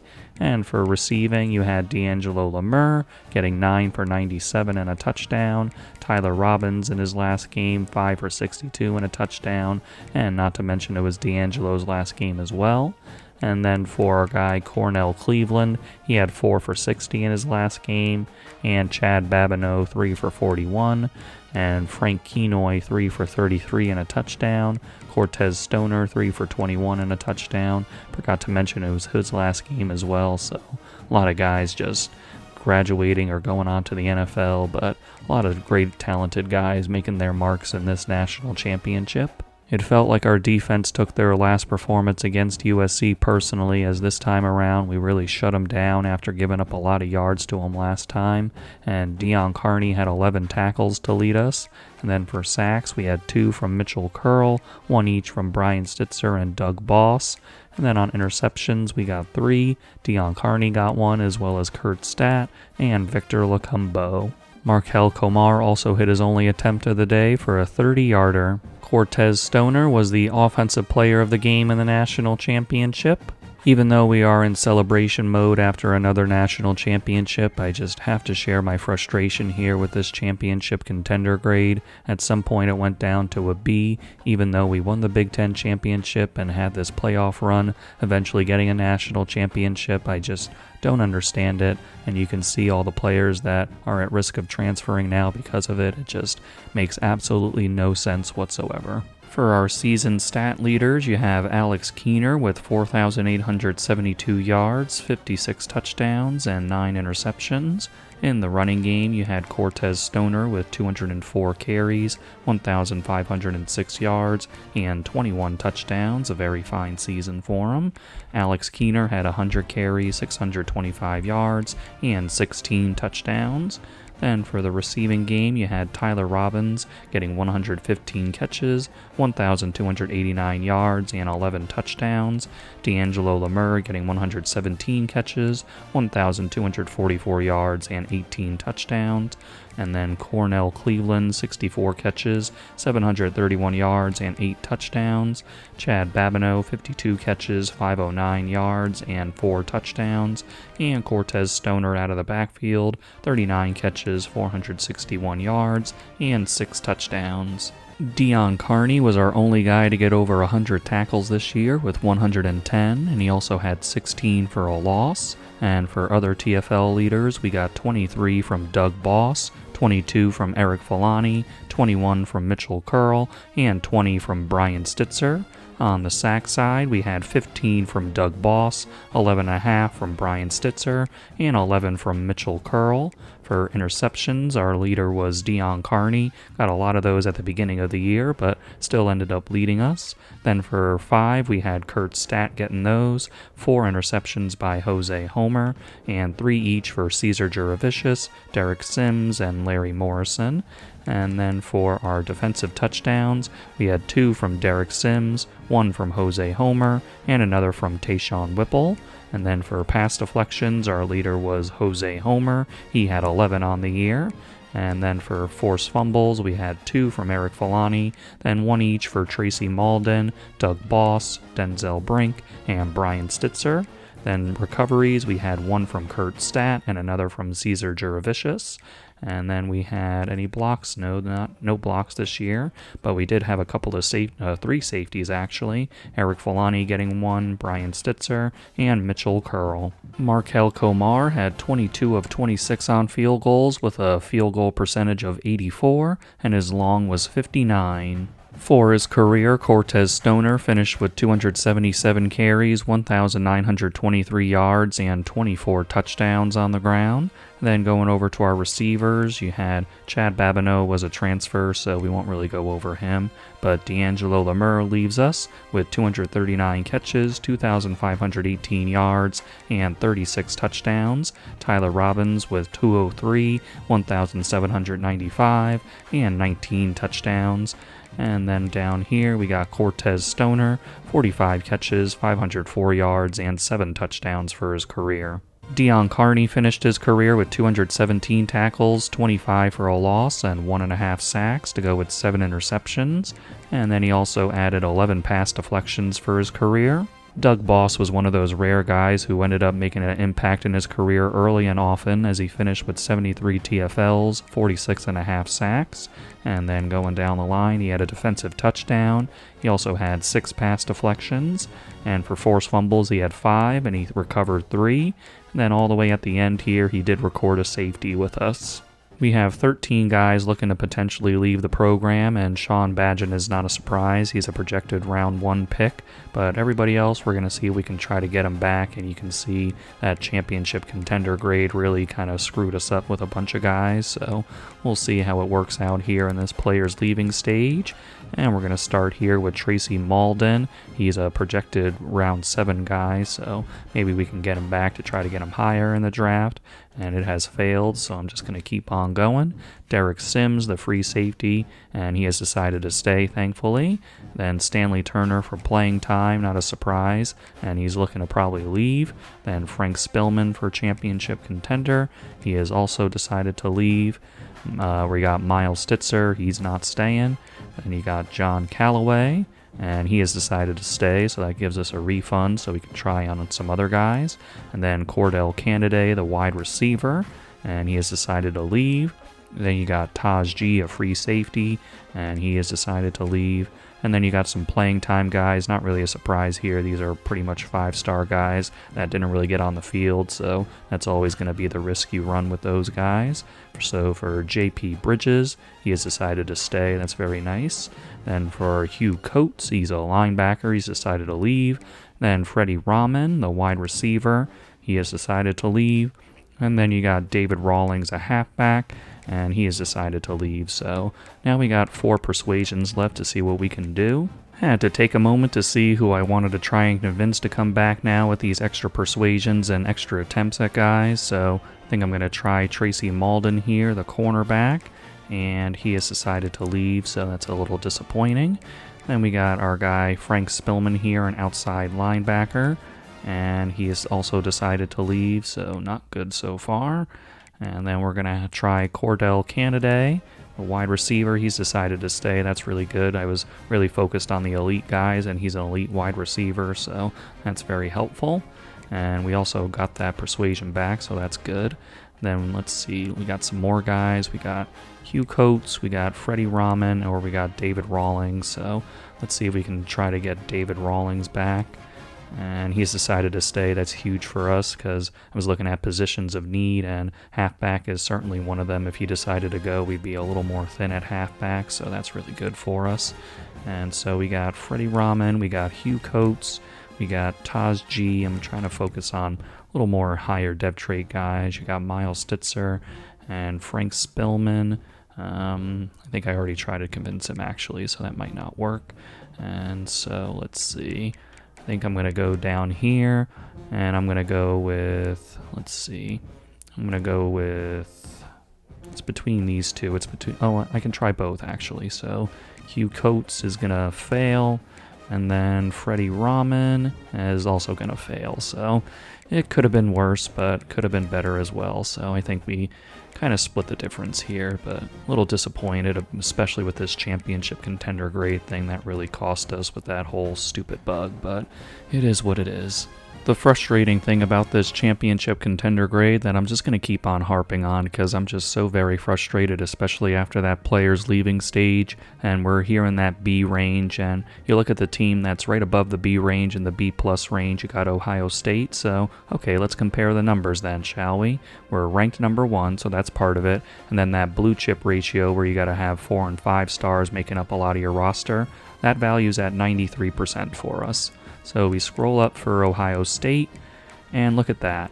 They're 66% and they're ranked number 35. So you tell me who should be in that B plus range. Like, we just switch out for it. And then you look at Tulane right above Ohio State. Sure, let's look at them too. Why not? And going down here for Tulane, and right here, they're at 7%. They're ranked number 17, and they're ranked higher than Ohio State, so at least they got that right. But they're at 7%. We're at 93%. It makes no sense whatsoever. Unbelievable. After trying to get some of those guys to stay, it's time to look at the guys who are leaving due to the draft and for graduation. Of course, you got to start with this offensive line, 499 overalls, including Sean Badgett, Landon McQueen, Marco Moffett, and Caleb Tant. And you can't forget about guard Deontay Singleton in that group, just collectively maybe the best offensive line we've ever had as far as overall-wise, just incredibly talented group there. And then you got Deion Carney, who was a leader for the defense at the Mike linebacker, and Kurt Stat waiting his time and really having a nice senior season. And you got Larry Morrison, who's that cornerback leader for us. And then Doug Bosch, just throughout his entire career, just was very consistent with getting to the quarterback and providing pressure and chaos back there.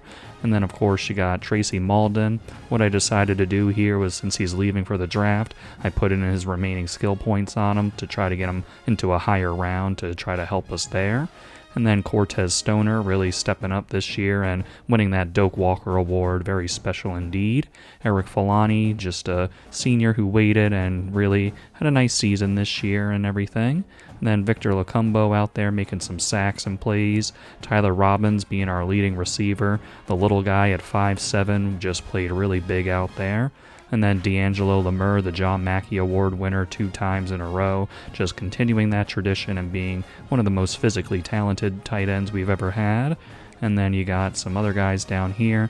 We'll see if RJ John gets drafted, but kind of got the short end of the stick with us as far as not being able to play with us.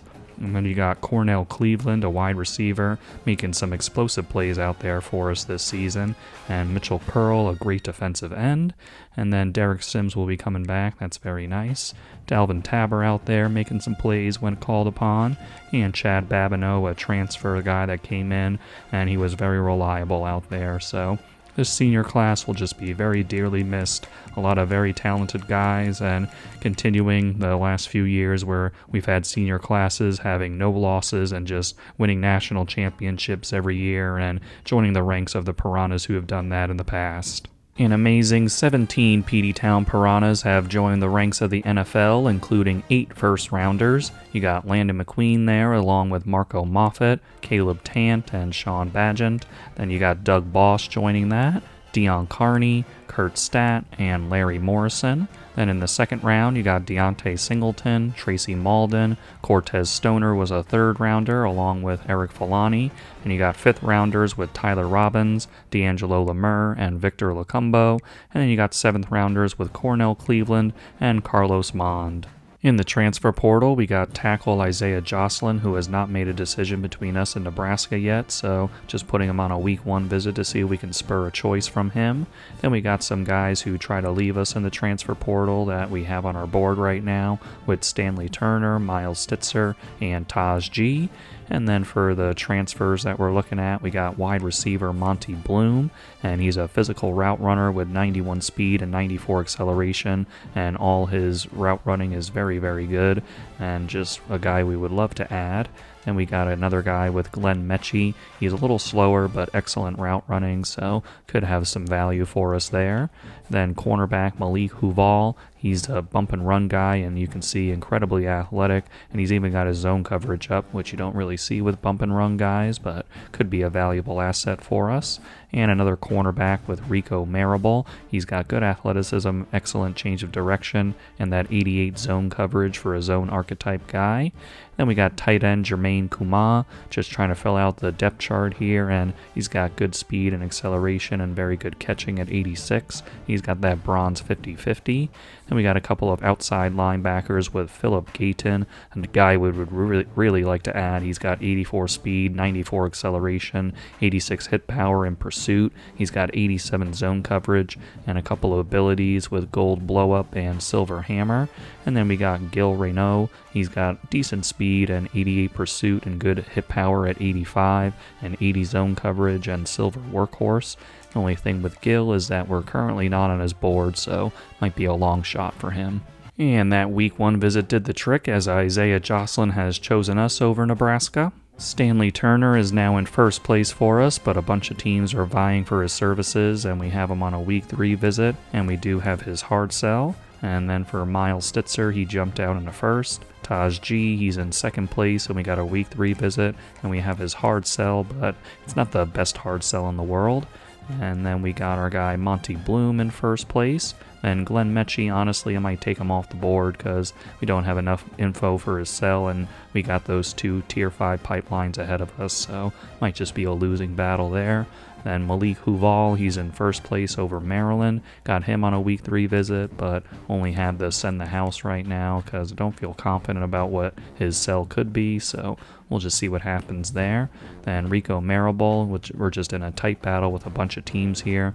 Trying a week 4 visit to see how that works, and we only have send the house at the moment.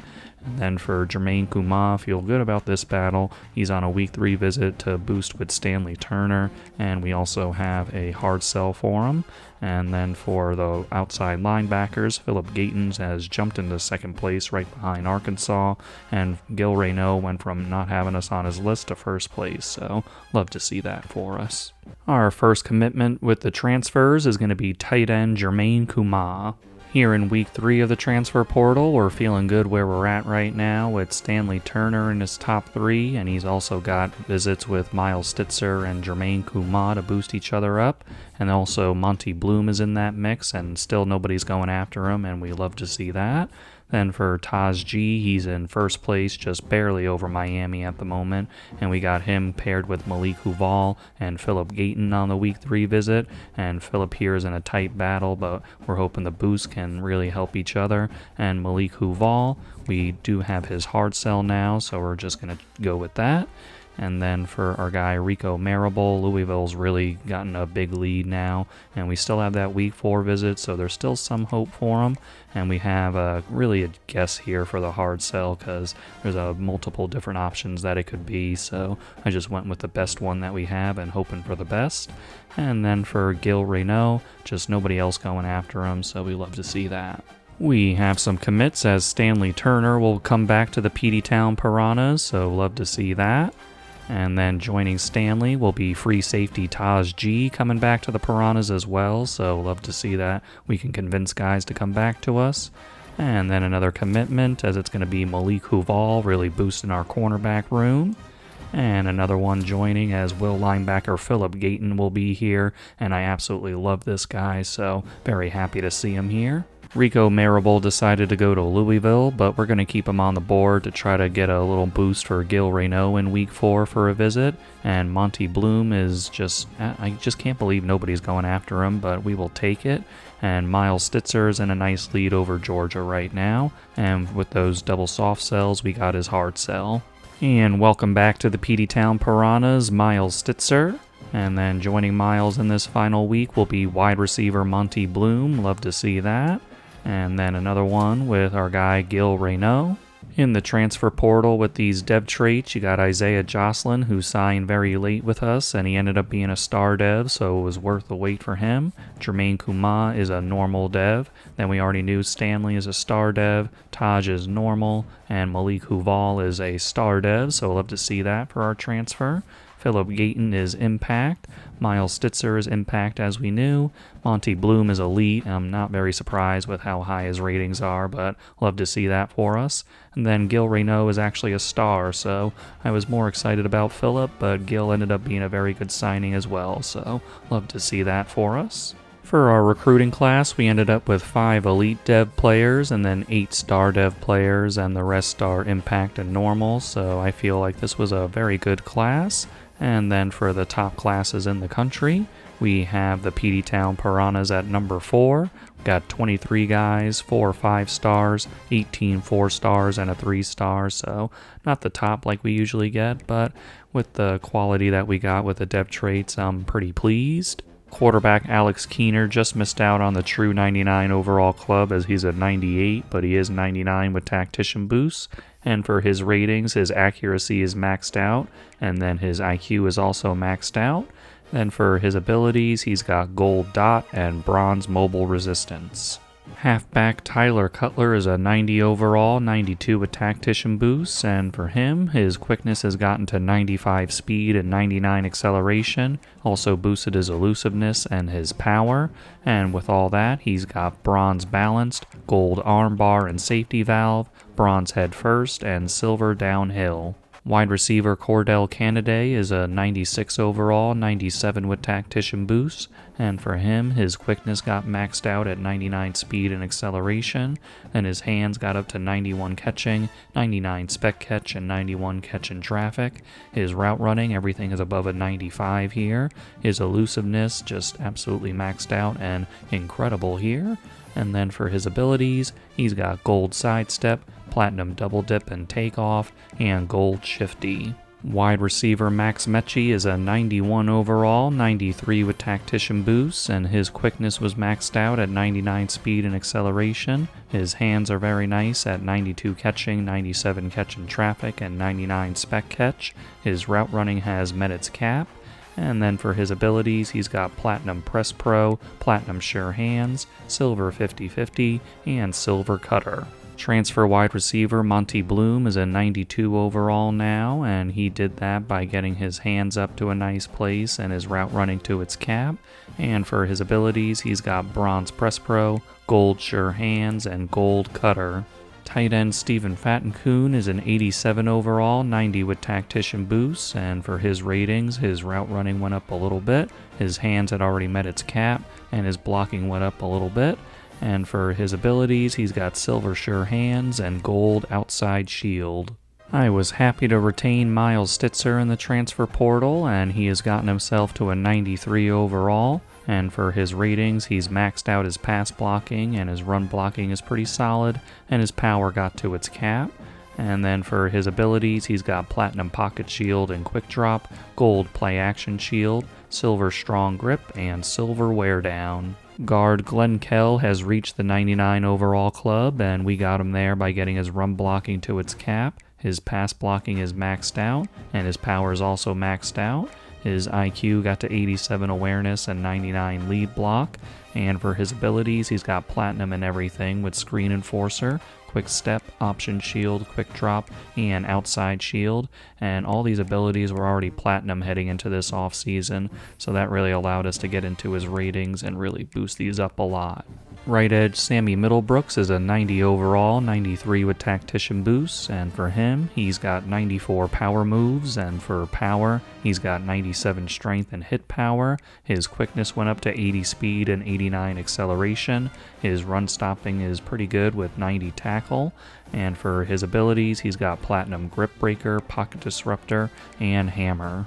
Defensive tackle Brian Stitzer is a 91 overall, 94 with tactician boost, and for him, his power got up pretty nicely as well as his run stopping to 97 tackle and 88 pursuit.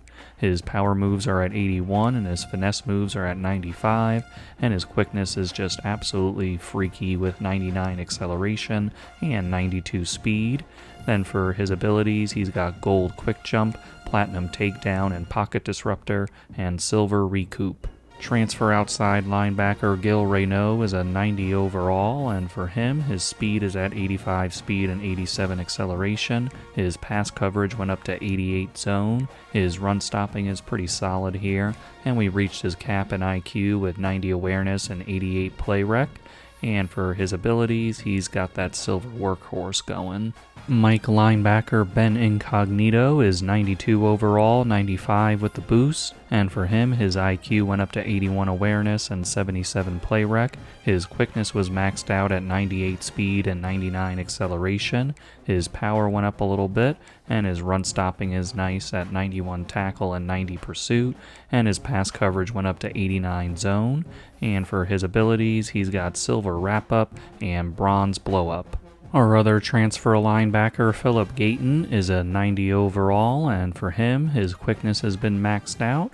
His pass coverage got up to 89 zone. His run stopping had met its cap, and his IQ is at 85 awareness and play rec.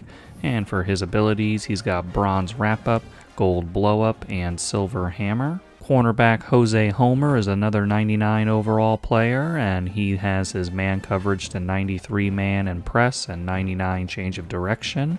His zone coverage is maxed out as well as his quickness, and his hands went up to 83 catching.